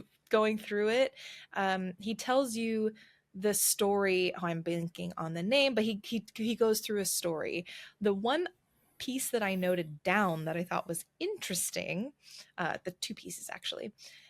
He chapter 5, he mentions it's called a field of pink and gold. The vast garden is charred in an inferno of jealousy. And for me, I was thinking jealousy. I immediately thought about Sans, Toriel, and Asgore. And we'll talk later about how that ended up Yep. being way more confirmed than I ever hoped it would be, Yep. unfortunately. So Yep. that for me maybe is indicating where we might find like the next fountain or where the next major source of conflict will be. Like I Mm-hmm. have a feeling it'll be at like either the festival or in the flower shop, and we're going to see Asgore again Yeah. play that bigger role. Yep. I wonder if he may even be, he's not a darkener, but I'm like, is it possible for a lightener potentially to be a boss in a dark world? I don't know. Yeah. Would be interesting if so. It would be. Huh. Um, and then Gerson, being the amazing teacher that he is, he asks Susie before he finishes out the story, he says, how do you think it all ends? No. How do you want it to end? And I'm like, what a great teaching moment. When I taught middle schoolers, before you finish out a book, one of the things that is really helpful for students and for anyone to really begin to connect the dots and really start, I don't know, synthesizing your understanding of the story and also what you're taking away from the story is not just getting to the end and seeing what the author wrote, but deciding for Mm-hmm. yourself, what do you hope for by the end of the story and why? And so I think this question that Gerson is asking Susie in the context of their wider journey is really interesting, especially considering how much fate uh, plays a role and how Susie is the one character that consistently is able to kind of work her own agency. She consistently makes choices and goes follows through with them regardless Mm-hmm. of what we care or want her to do. And so I Mm-hmm. think this question to her in particular is very fascinating. Susie responds to that, well, but Chris has the pen. Chris's weapon, is the pen. Mine Right. is the axe. And Gerson just says, is that so? As a response. And I was like, ah. So Huh. I am so excited to see what's going to happen with Susie because I think she's going to play even bigger roles in the future. Well, that's really cool. I couldn't find the fight. I don't know if there was like a Mm, criteria that you had to meet that I maybe screwed up, but like I was trying to find it, and I found a different axe that I was like, and I couldn't Oh, remember what the first dialogue was, but I found this like blood axe something that like siphons HP when you do damage. And so because I what? couldn't remember what the original text was, I was like, well, maybe that's it. Maybe that Yeah. was the whatever. And it was behind a thing. But no, I that fight sounds so cool, and like it has so much lore. It was Um very fun. The music was also great. It was, I don't know if it was exactly this song, but it was very reminiscent of Undyne's fight. So hmm. that was like a really cool, I don't know. Again, I'm gonna have to play it again to sort of think through more of the ties, but um, it was a very fun fight. I liked it That's a so lot. cool. Um, to That's neat. conclude, oh, sorry, go ahead. No, I just said that's neat. Yeah, please. Yeah. To conclude Gerson's, I guess, arc, throughout their exploration of the sanctuary, Gerson and Susie talk about how he's writing a letter, and there's kind of a little poking fun, old man writing a letter. What are you doing? But before they head out to close the fountain in this first sanctuary, Gerson essentially tells Susie, "Could you please take this letter with you?" And Susie's like, "Well, I can't carry stuff from the dark world to light world. You know this isn't real, old man." And he says, "That's all right. Can you read it, remember it, and then just write it when you get back?" Um, and so for me, that was like, okay, who is he writing to, and what is he gonna say? And we close the fountain. Again, I know for listeners, we are truncating the sanctuary quite a bit, but we're just going to move at a brisk clip from here on out. Um, After they close the fountain, unfortunately, they realize they only close the fountain in the foyer of the church. Yeah. There's still an inner area. So there were two fountains made, which that's new. That has not happened Hmm. before. Um, and Susie and Chris, they go through the pastor's office. I think they're looking for like more clues, ways to get into that door because the door to the main church area is locked. And you actually stumble upon Gerson's ashes in the pastor's office, which I was just like, what? Because we learned, and Susie even reacted super strongly to this, and it reminded me of what we learned, is that monsters, when they pass away and turn to dust, they're supposed to be buried. There's even a gravestone for Gerson. And so the fact that Hmm. his ashes and dust are still in the desk of, I think you learn is his son, Alvin, Yep. is strange. Didn't really know what to make of Hmm. that other than that seemed not great. Um, I don't, I don't I know. didn't. I don't know. I think for again, there's like a so I think a number of particularly like Christian denominations are pretty explicit about their this is what you do post death, and a number of them are really explicit about burial.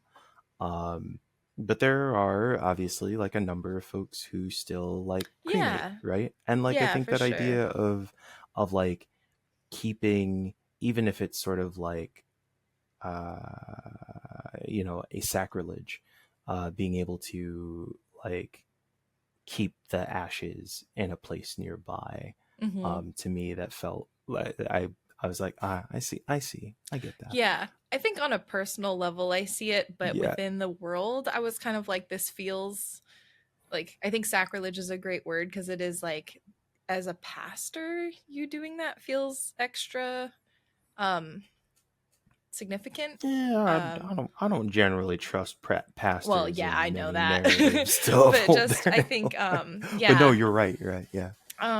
But yeah, no, to your point, I think also we haven't talked about this, but the game, in addition to addressing like how we approach escapism, fiction, reality, all of that, I think there's this idea of like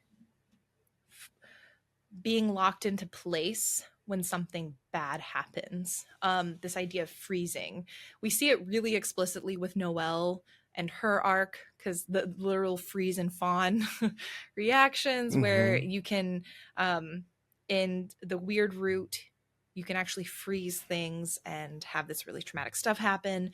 But we see a lot of the adults in particular, whereas the kids are growing. We see, well, maybe not Chris, but like Rouse, Chris, even Noelle and Birdley, to some extent, you see them evolving and changing and learning based on these situations.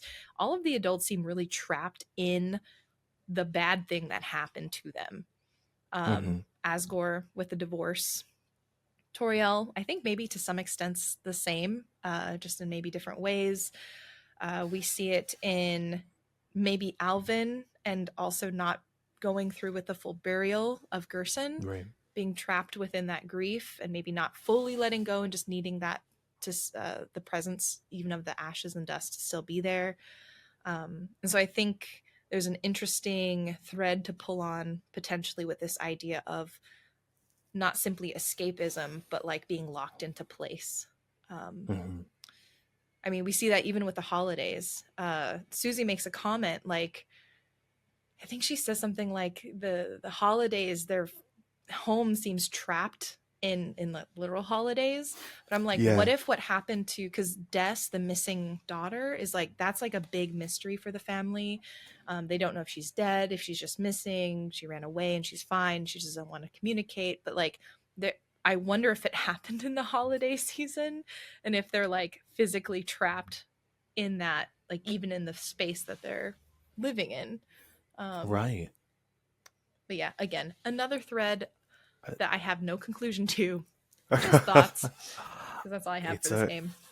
No, that totally makes sense. A lot of I can think of a lot of people where it's like, yeah, when something like that happens, and there was like the spelling bee that happened in December or something like Yeah. that. Oh my Like, gosh. Yeah, I forgot about that.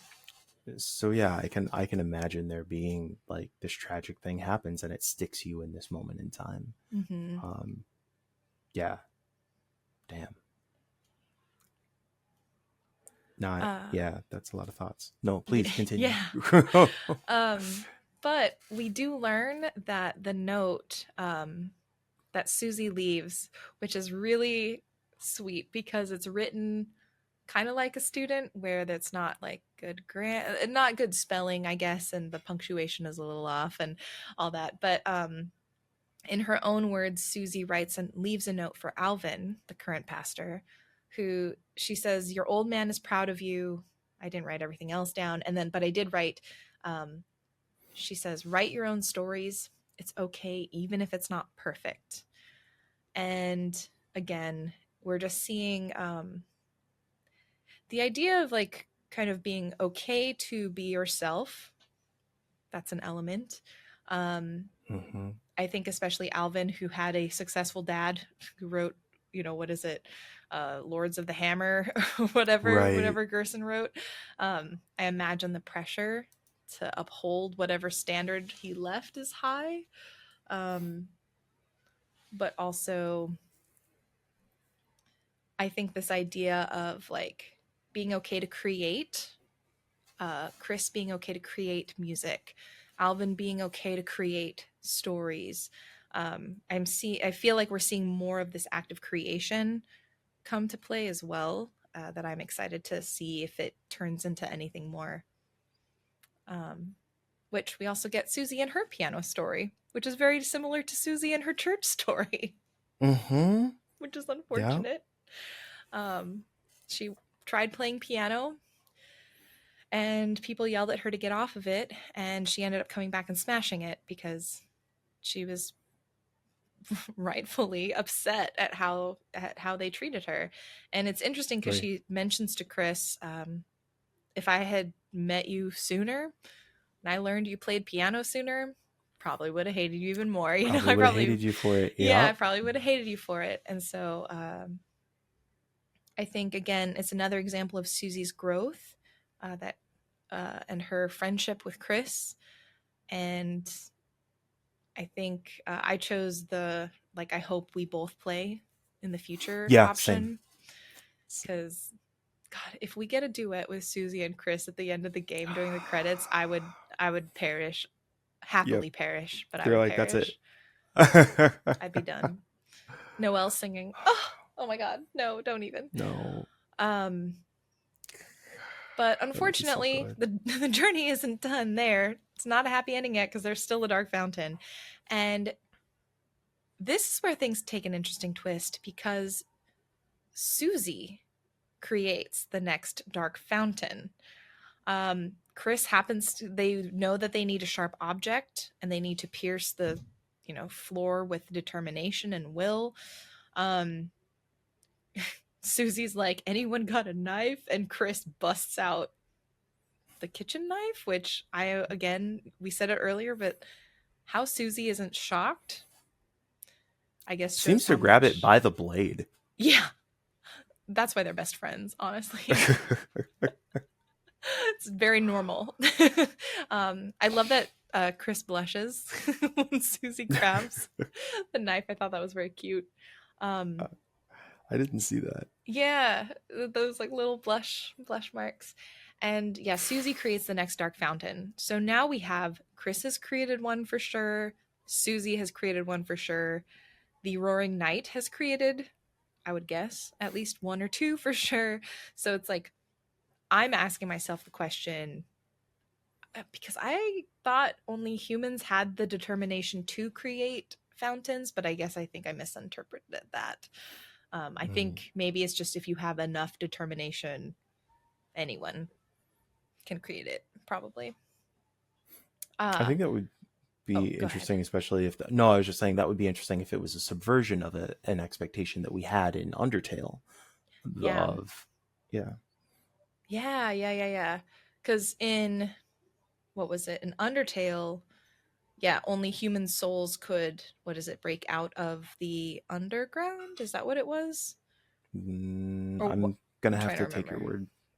I'm trying to I remember am what due a human replay. souls. Yeah, it's I'm at the greatest point of distance away from my Undertale replay, so my memory is, not great. Right. Um, and Your memory so is ready for another replay. it is. It is. I'm filled with determination. And so with the second sanctuary, we learn that the world is a little bit off. We enter and things are a little bit topsy-turvy. We're walking on bookshelves instead of walking on the ground. Instead of, like with some of the puzzles, instead of moving the bookshelves around to create space, we're moving a piano to bash through the bookshelves. So things are not what we remember them to be. And my guess, and I'd love to hear if this was similar for you, is if Susie, in trying to create the same world out of the memory of the old one, has created basically like a new iteration, kind of going with the theme of the retelling. This is similar, not quite exactly the same. Yeah, absolutely. Because the first, I think the first line that we get in Susie's Dark World is like the colors aren't quite right, or the colors Mm-hmm. are a little different, right? Yep. Um, and I think that it does speak to that idea of Susie is not going to be able to create a direct recreation of what it was before. Yeah. And it also is it starts to lead us towards that theme of what it means to try and capture or recreate the past. Um, because I think Susie wants to recreate this world to be able to catch up with this mentor who means something to her, who isn't there. Mm-hmm. And what are you supposed to do, right? Um, and so I thought it was a really interesting take on creating this space of like almost but not quite, isn't almost, it just isn't, for better and for worse. Mm-hmm. And there's like cool puzzle solving, and like slamming the piano through the bookcases feels very Susie. Mm-hmm. But yeah, it's different. Yeah. I found it interesting that Rouse doesn't immediately join us, which is different in this dark world than others. And I wondered if it's because, again, Susie being sort of this agent of chaos and not necessarily adhering to the formula for the prophecy that everyone sort of is expecting her to. I wondered if Rouse maybe like wasn't expecting the dark world to show up and like wasn't keeping an eye out for a Susie dark fountain, and maybe that was part of that delay. um and we also get what I felt was, for me, the most challenging battle. This one took me a couple of tries. This is harder than the Gerson battle for me. And that was with the like hostile Gerson statue, where it was entirely dark. You're like, you, Susie, I guess gets lost in the dark, and I think trying to find Mm-hmm. something, and trying to find Gerson, and the entire battle screen is pitch black, and you have to work off of the sounds that Oh, yeah, yeah, yeah. the incoming like sort of like bullets essentially are coming from. And you start and you have the visual cue of the screen lighting up on the sides where it's about to come, and the tempo, you can see it. So for me that was easy. When they take away the assistance of the lights, man, that was really hard for me to focus on because I was so overwhelmed with everything Oh, narratively wow. happening, and um yeah, just the battle itself. But yeah, how did you, I feel like you're very good at this kind of battle, so you probably did fine. It was, that was my kind of battle. That Yeah. was, I was like, oh, it's a rhythm game. And Yeah. so like they played the sounds, and they have the left sound and the right sound are the Mm-hmm. same sound but different speakers. And then Mm-hmm. the sound for Oh. up is a completely different sound. Yeah. And so I was like, so I was able to use that, and it is kind of like a Simon game of, they do Yes. left, right, left, ging, and then you do with the same Yeah. timing left, right, left. There's Mm-hmm. a little spark that shows up if you block at the proper time, and I think it Mm-hmm. gives you like a little bonus TP spark or something. Yeah. Um, so yeah, that fight for me actually was not as challenging as the you are, you are not slow fast, or like, what was it, You're taking too long. yeah, you're taking too long. Which probably people have said to me on this podcast. It'll be No. if leave it in the comments. No, No. genuinely, I would get a kick out of like jack-o'-lanterns. You're taking too long. The But yeah, I thought that fight was really good, and took us to some of the highest emotional weight of the chapter, Mm-hmm. as we start seeing that revealing of the prophecy, right? Mm-hmm. Yeah. Also, as a side note, I did not have headphones on that battle, and I think that probably would have I been the was thing that helped. wondering, I that did it was on going to my be my TV, question. and so I uh don't think I got the differentiation between the left and the right. So now I'm just like, i now I want think to try it with headphones. I think technically they still say left and right for like Mm. like through the vocalizer, whatever. I think they say a sort of distorted version of left Yeah. and right, but still, like, I having headphones on made that so much clearer than if I had Oh, done it through my like laptop speakers or a TV yeah. speaker. Dang. But yeah, Mhm. you're absolutely right. There is a major, so this second sanctuary, the climax of it is essentially this confrontation between Susie and Rouse, and the prophecy, because we've been going through and we've been seeing that these prophecy shards, we haven't talked about it really, but the prophecy has been placed throughout the sanctuary, and the words don't really match what Ralsei's been saying. They've been hyper specific in some areas, and in other areas, it's like Ralsei gave us maybe a Cliff Notes version, but it's like, why didn't you give us the original? Why did you just do the Cliff Notes? And so it's like this suspicion I've been feeling all along felt very validated. But for Susie, this is felt and seen as a major betrayal of like, why haven't you been telling us what you know? What do you know that you're not sharing with us? Why don't you essentially trust us, especially as a friend?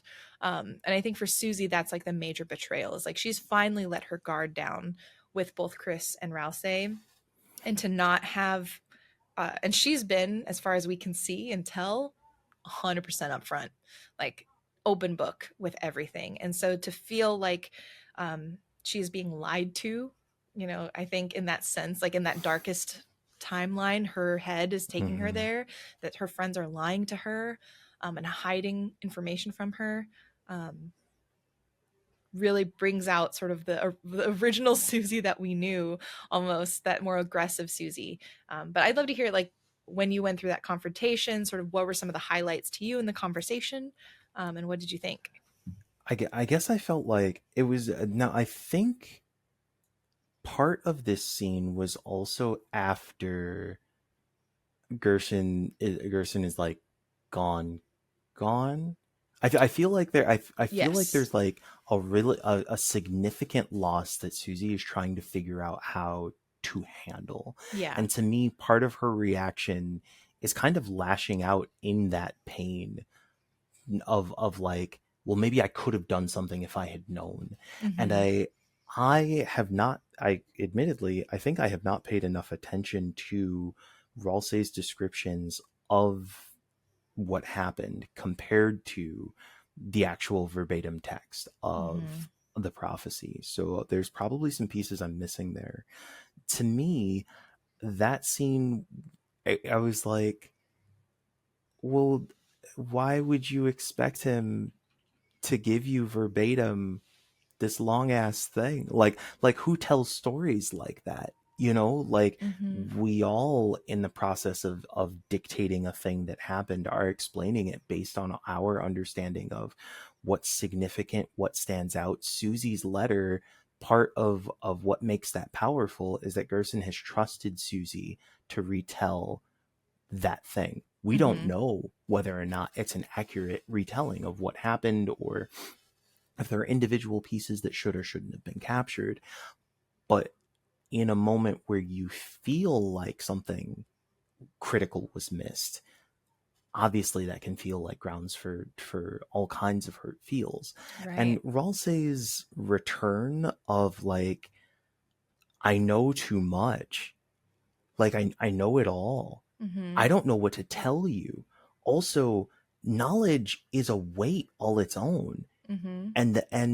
And there is a thing that Ralsei has been working around, we know has been uncomfortable for a while, which is part of this prophecy has something we're not going to want to have happen. Yeah. And if, as seems to be reiterated by so much, the prophecy has to happen, that it's correct, there's a thing that we're not going to feel good about.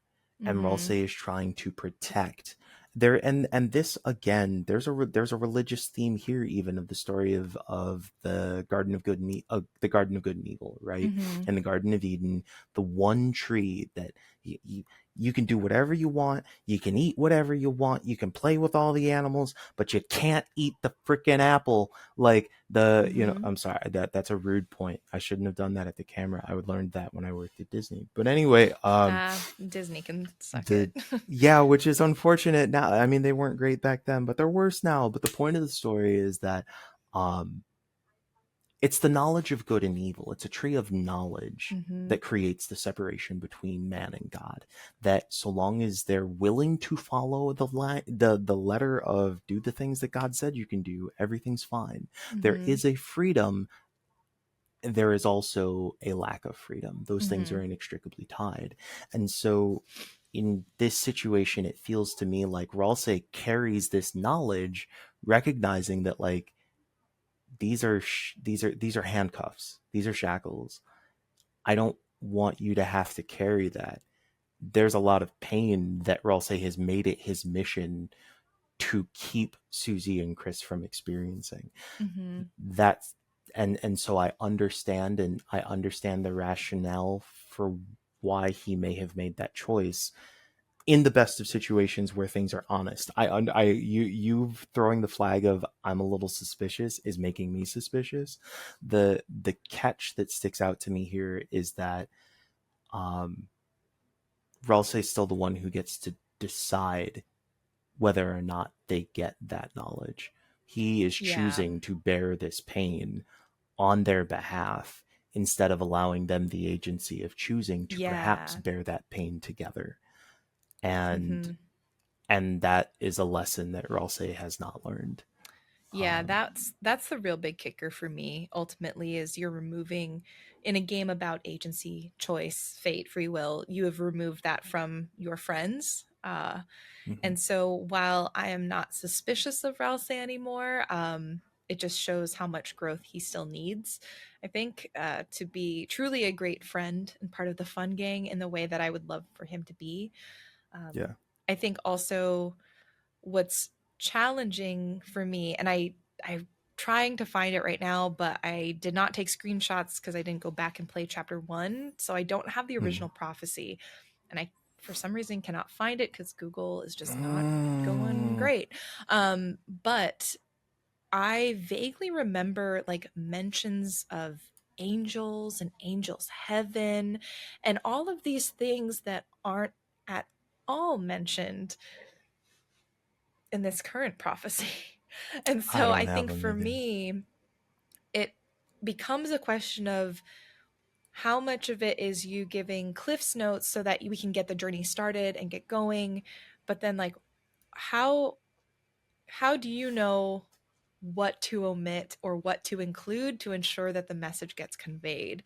Um, Retellings, the strongest retellings are the ones that retain the core message, and I don't know if that's what has happened with Rousey's retelling, especially considering the the sort of revelation that we have that maybe I think potentially instead of three heroes there may be a fourth to account for, because there's this sequence it says, and this I do have screenshots of, Mm-hmm. um, the first hero, the cage with human soul in parts, potentially Chris, I think maybe Mm-hmm. potentially us as well.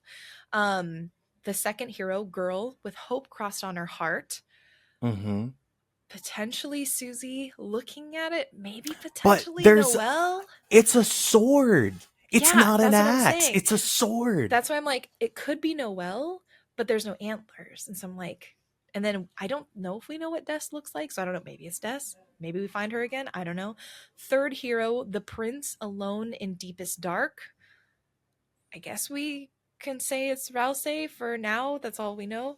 And at last was the girl, or and last was the girl. At last was the girl, which the rude buster symbol. So it feels like that to me feels like a Susie more than the second Mm-hmm. hero girl with hope crossed on her heart, even though Susie Yeah. has hope crossed on her heart. Yeah. Um, so it feels like either the prophecy has changed, which maybe it has. Maybe in the actions we've taken, we have made a difference in some way. Maybe the presence of Susie has changed things.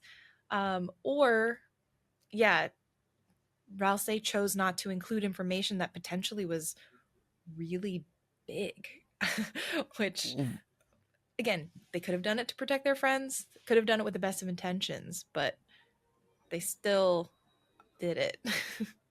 I still also am going to, and maybe again, like I said, I had a lot of Ralsei feels this Hmm. chapter, but I also think it's possible that this was just a misinterpretation, Yeah, right? that's a Like possibility that too. Yeah. that you get to at last and you don't process this as a fourth person. Hmm. Seeing these symbols as we're seeing them now, we have the opportunity to be like, that's not a sword. Maybe that's not Susie. But Hmm. like Ralsei has been ever like Ralsei was sitting in the monastery the entire time until the two of them showed up, Yeah, that right? is very true.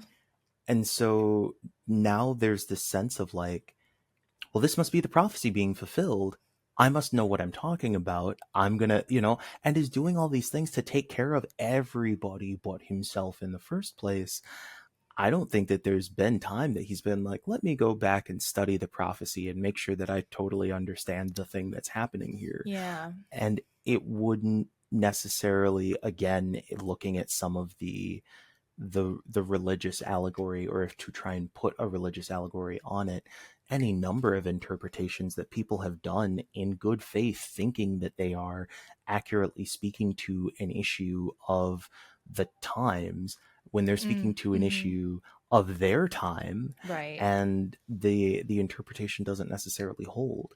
So Mm-hmm. I think there could be any number of reasons that the signals are getting crossed here. Mm-hmm. um, but it does show that there is growth necessary for sure. Yeah. And I think ultimately I don't think Rousey is bad or evil. I think again it's just, yeah, the potential for misunderstanding, missharing is huge. So yeah, I'm very interested to see what happens next.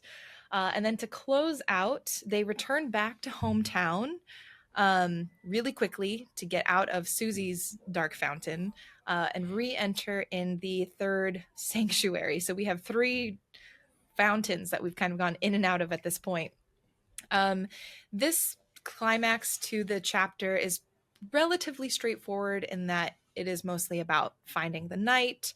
They find the knight. The knight unleashes the Titan, and sort of this major big battle ensues where you are finally facing the Titan. And it seems like the roaring has begun, like this calamitous disaster where, yeah, the Titans emerge again, seems to be starting to happen. So things aren't going great. I'm trying to think if there's anything major. I love the climbing mechanics. We got to really use that in this section. Hmm. Um, There's also a Lion King Sega Super Nintendo reference. I don't think I caught Every that. anytime that so whenever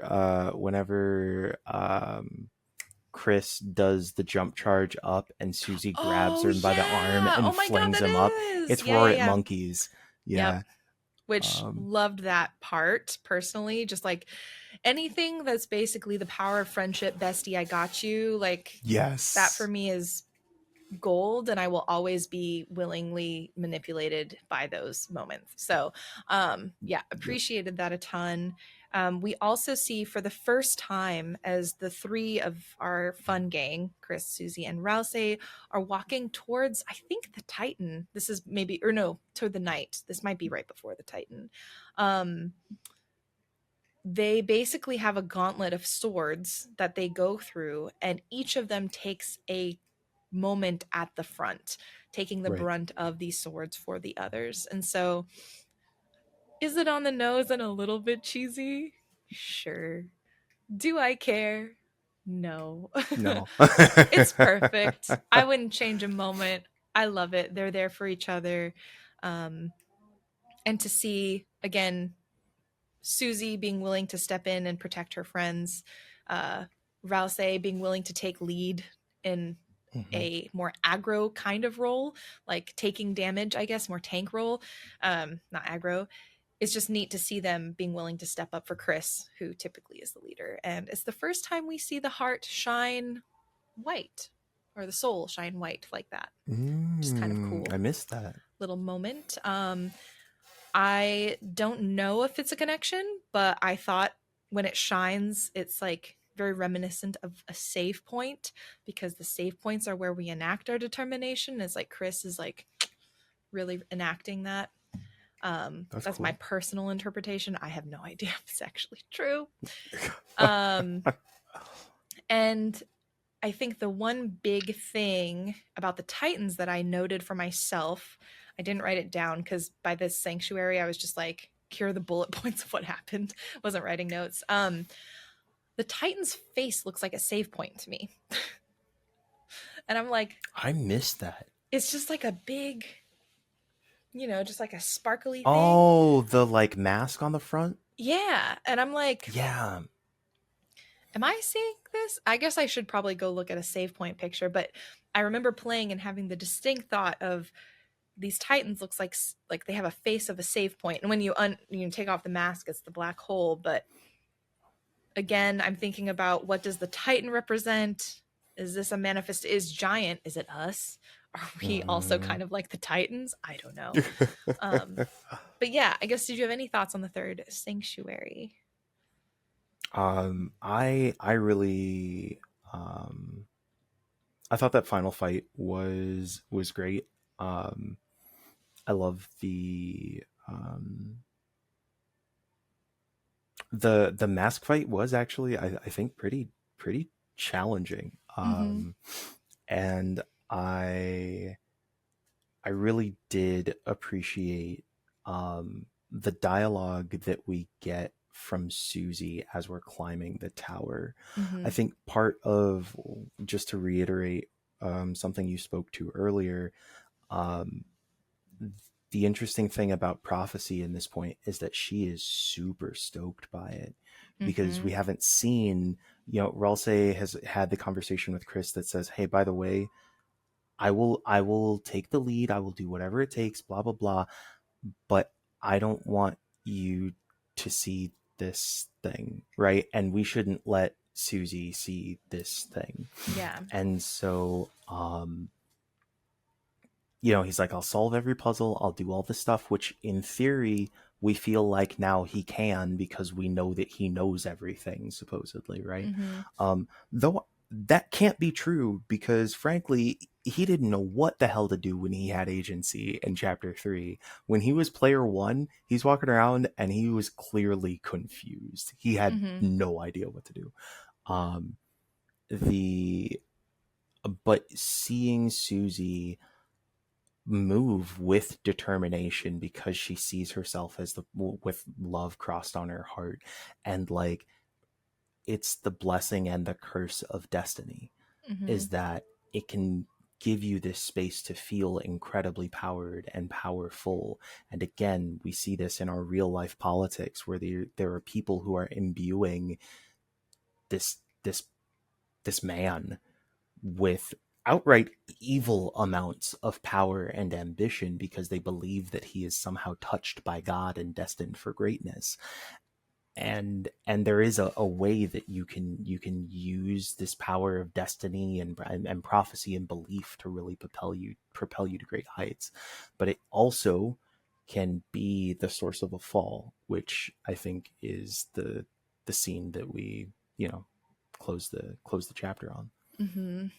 And on like a more, I don't know, kind of granular or personal level, I think about Susie as a person who, yeah, as an individual, she has not been told that she is destined for any kind of success ever.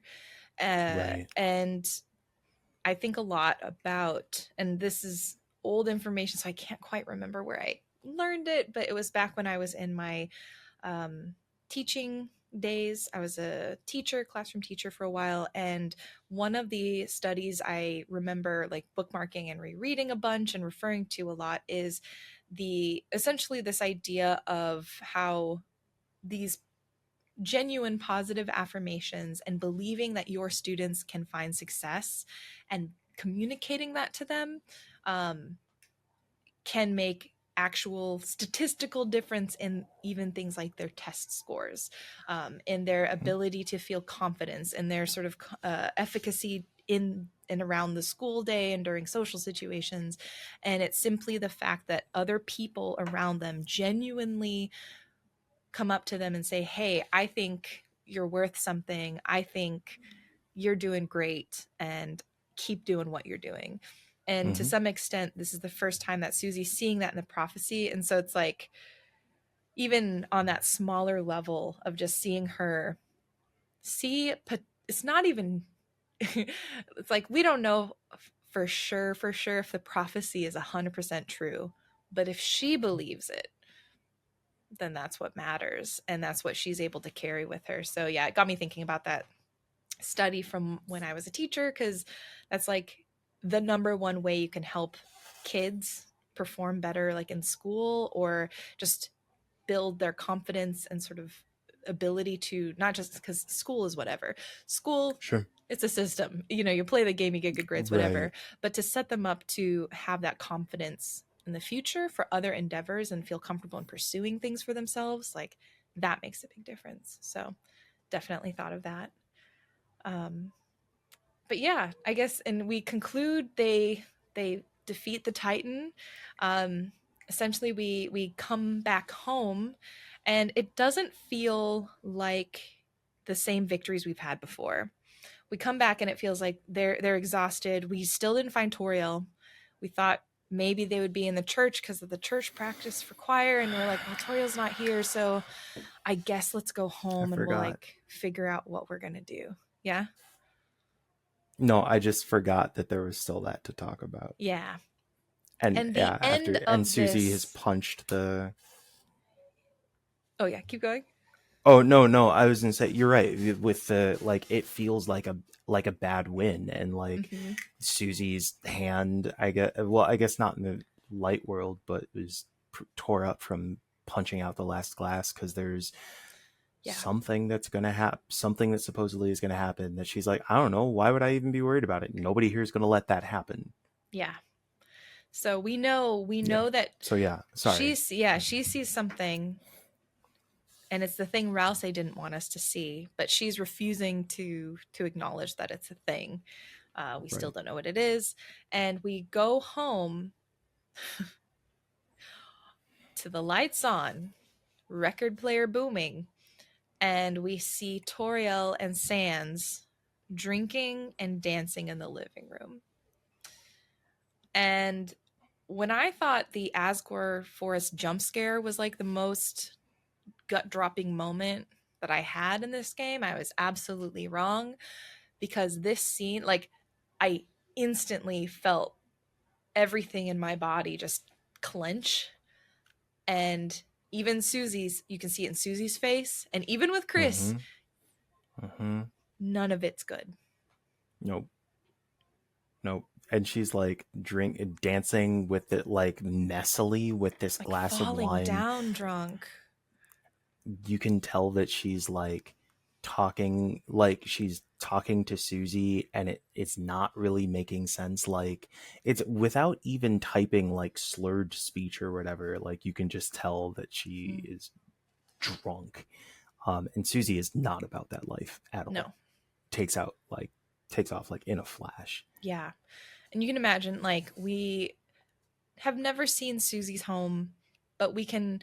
There's a scene of a room in chapter 3 that I think maybe was Susie's room. It's the one with the Godzilla poster, like the monster poster. Mm-hmm. Also kind of barren, so a little bit reminiscent of Rousey's room, honestly. So we can Right. see that Susie, and we know Susie's parents aren't really around. We don't know what's going on there. We know that Toriel is probably the only adult figure that she's had around her that she's felt a positive association with. Like, we see Chris, and like one of the first things Susie says is like, it'd be a shame to make your mom cry. Like, Toriel Right. is up there for Susie. And I think seeing this, I feel like Susie's parents, someone authority figure in Susie's life, probably struggles with some sort of alcohol abuse. And Mm-hmm. this, seeing Toriel especially in this state, was like extra just horrible for her, I think. Yeah.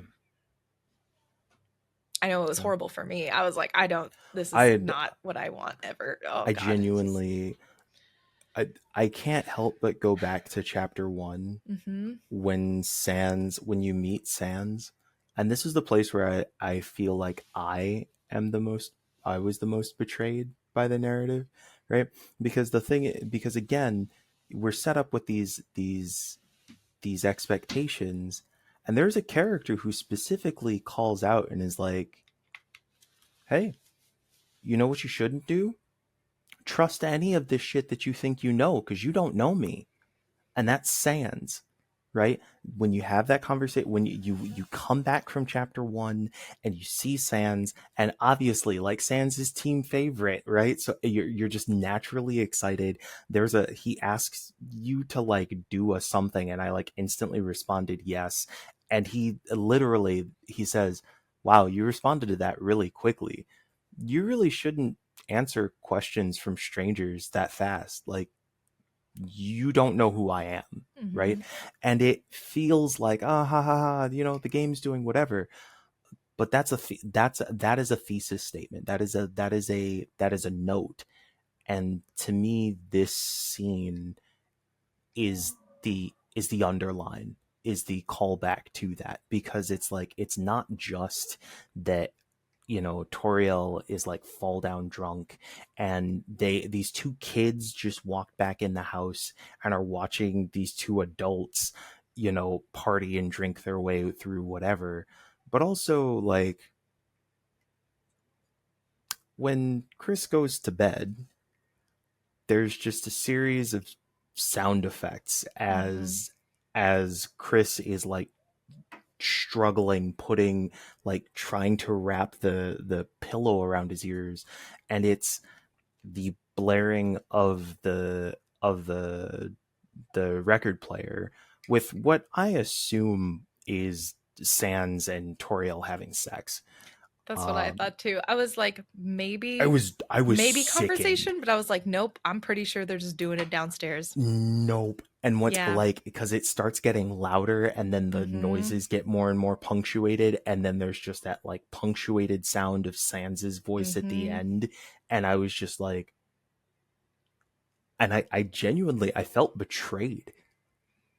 And I was also just like, I don't know. There's also a part of me that feels like, and I don't want to go super deep down this road, but it didn't feel to me like Sans was necessarily as far down the line as Toriel was, which also felt a Mm. little not great. Like, because you see Toriel with the wine, she falls over drunk, she, Mm-hmm. whatever. Sans does not seem to have, and Yeah. so even without it being like an explicit situation, it felt like a situation that should not have happened. Yeah. and and it's a really fucked up way to close the chapter, like, Yeah. I can't stop because this is thinking where, about it, honestly. genuinely, Well, like, and you think about, okay, because I think also about Chris, who, particularly chapter 3, for me, really showed me how Chris, I think, hasn't had the support to deal with what's gone on with their family, where there's been a major divorce. Their dad is going through it very publicly, like the whole town kind of knows yeah, it. Um, and their brother's in college. yep, Their friend has gone missing, and seems like yep, no one's searching, or there's not really any closure there. There is so much that this poor kid is dealing with, and to, yeah, come home to that, and mm-hmm. to have a parent who isn't just like, oh, my kids are home. Also, they went through that whole dark fountain everything to find Toriel, To find her. and she's fine. Like, Yep. And assumedly, if she's that drunk, she wasn't in the church in the first place. She said she was going back to church, and I'm like, yo, if you're this far in, like, we were there searching for you. I don't know that you were there the whole at all. And I mhm, also don't know that we can even assume that this is the first time that this happened, because the joke that Sans cracks in chapter 1 is specifically about, like, oh, I was getting to know your mom last night. Like, I yeah, can't remember what the phrasing was, but like, you read it and you're like, ha ha ha, that's Sans. I know Sans. mhm, And then, mhm, yeah. yeah. So what a way to end chapter 4. I will say the best news that we got out of that, though, is that we don't have to wait another 3 to 4 years for the next chapter. It is Yes. coming 2026, so Yep. I cannot wait to play that. I think we're anticipating only chapter 5, but if Toby Fox and Friends wants to switch it up and give us the rest of the game, I wouldn't be upset.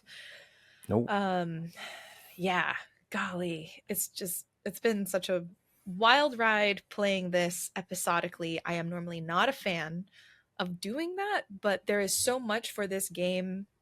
There's so much that allows you to just chew on this game that I have found it really fun. And honestly, this is like my severance of video games, where I just enjoy replaying it to do the theory crafting. And I'm excited to do more replays of chapters 3 and 4 and really get to know them, because I know there's a ton of secret stuff that haven't even begun to scratch the surface. Curious, Yeah. any concluding thoughts for you as we wind down today? Yeah, I think for me, there's a part of me that I am so glad that you asked me to play this. I know that I wouldn't have prioritized it if you hadn't, and it makes me a little it makes me sad for the days of Undertale, Mm, where it was more likely that you would hit not just the monoculture game, but also the discussion about the monoculture game. For as much as we can lament the the fandom and the people who would come in and spoilers in the chat or whatever, there's a fractured style of discussion right now that I think is also underscored by how many game journalists and how many like people who discuss games, how many of those we have lost.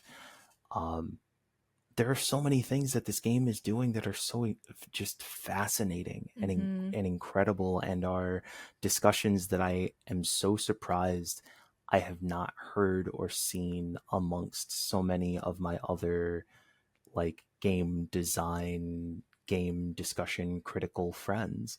But there are just a million amazing games and new ones every week.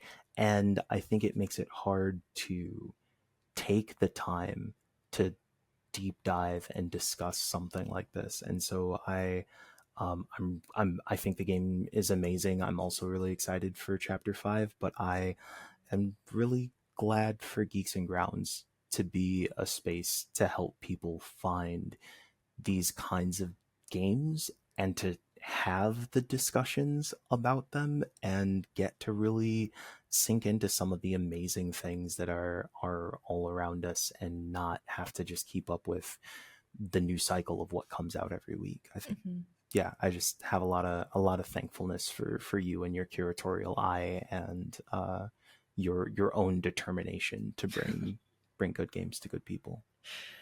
Thank you. I appreciate that. Yeah, I don't know if I call it, I guess it's determination. I was like, if stubborn was the power source in Undertale or Deltarune, I would certainly have it You're in filled spades. with stubborn. Stubbornness, yeah. um Next month, just for a little bit of housekeeping as we wind down, is I Was a Teenage Exocolonist, which is really exciting. That was a community voted selection. So we're going to be going through. That one's an interesting one because the paths can diverge quite a bit. So what we'll be doing is just sharing our experiences, but that's why it's even more important with games like this, where if you are playing as well, please be sure to share your experience of what it's like to play in the Discord or via the newsletter. And again, you can find all of the info for that stuff at geeksandgrounds.com. It's also Joel's last month before he moves and is unable to be a regular co host on the show. So if you want to sort of celebrate all of Joel's contributions and everything he's done, as well as join us for that last month of discussion, that would be awesome. And after or August moving forward, we'll be moving to a bi-weekly format, so every other week, just so that I can bring in a bevy of new co-hosts just to have fun guests join the cafe and get a lot of new voices coming in, which I'm actually quite excited about. We've got Josh, for example, doing Deltarune and everything, so it's going to be a good time. I'm actually really excited to have for the folks who are coming up the rest of the year. So I'm just like excited to share them. That means our first I Was a Teenage Exocolonist episode drops on the 5th. So we'll be doing a slightly different format where on the 5th we'll be introducing the game as well as highlighting some indies for the month ahead that we're most anticipating, and also bringing up some of the questions and themes that we hope to discuss more in depth on our second episode, which will be on the 19th. And so that'll, I think, it'll be a good experiment. See if it gives more time for folks to write in, add comments into the Discord, write to the newsletter. I'd love to find more ways to bring your voices onto the show as well as the additional co hosts. So hopefully that gives you more space and time to think about things and submit what you think about each game. Before we conclude our time together, Josh, please remind everyone. I know you said you're on a bit of a hiatus right now, but for folks to be able to find where you do your work and to stay in touch for when you do come back, where can they find you?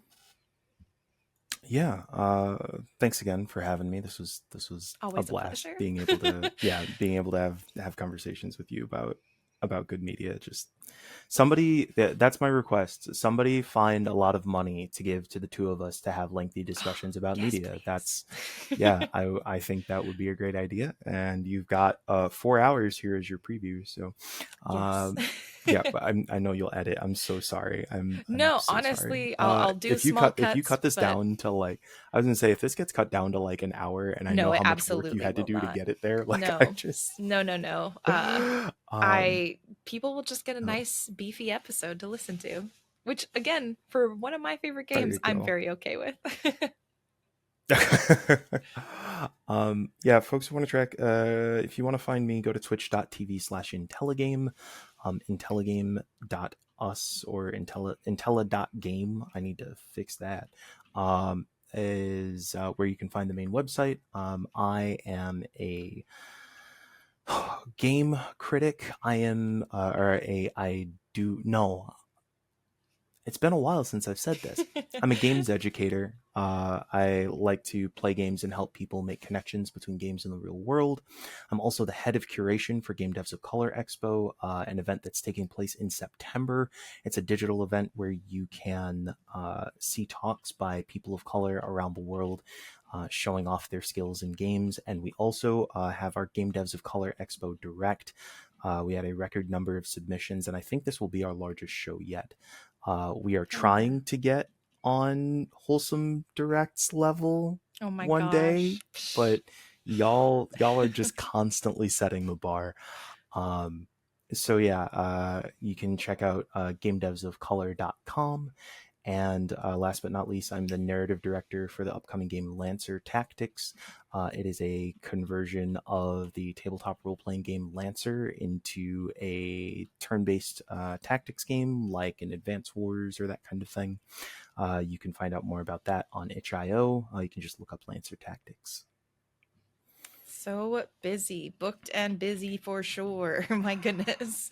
Um Yeah, but if if you're looking for a sensitivity consultant or a writer or mhm. a person you want to give money to make thoughtful commentary about games, I mean that's really this one over here, but also me. Yeah. Yes, everyone should hire Josh for sure.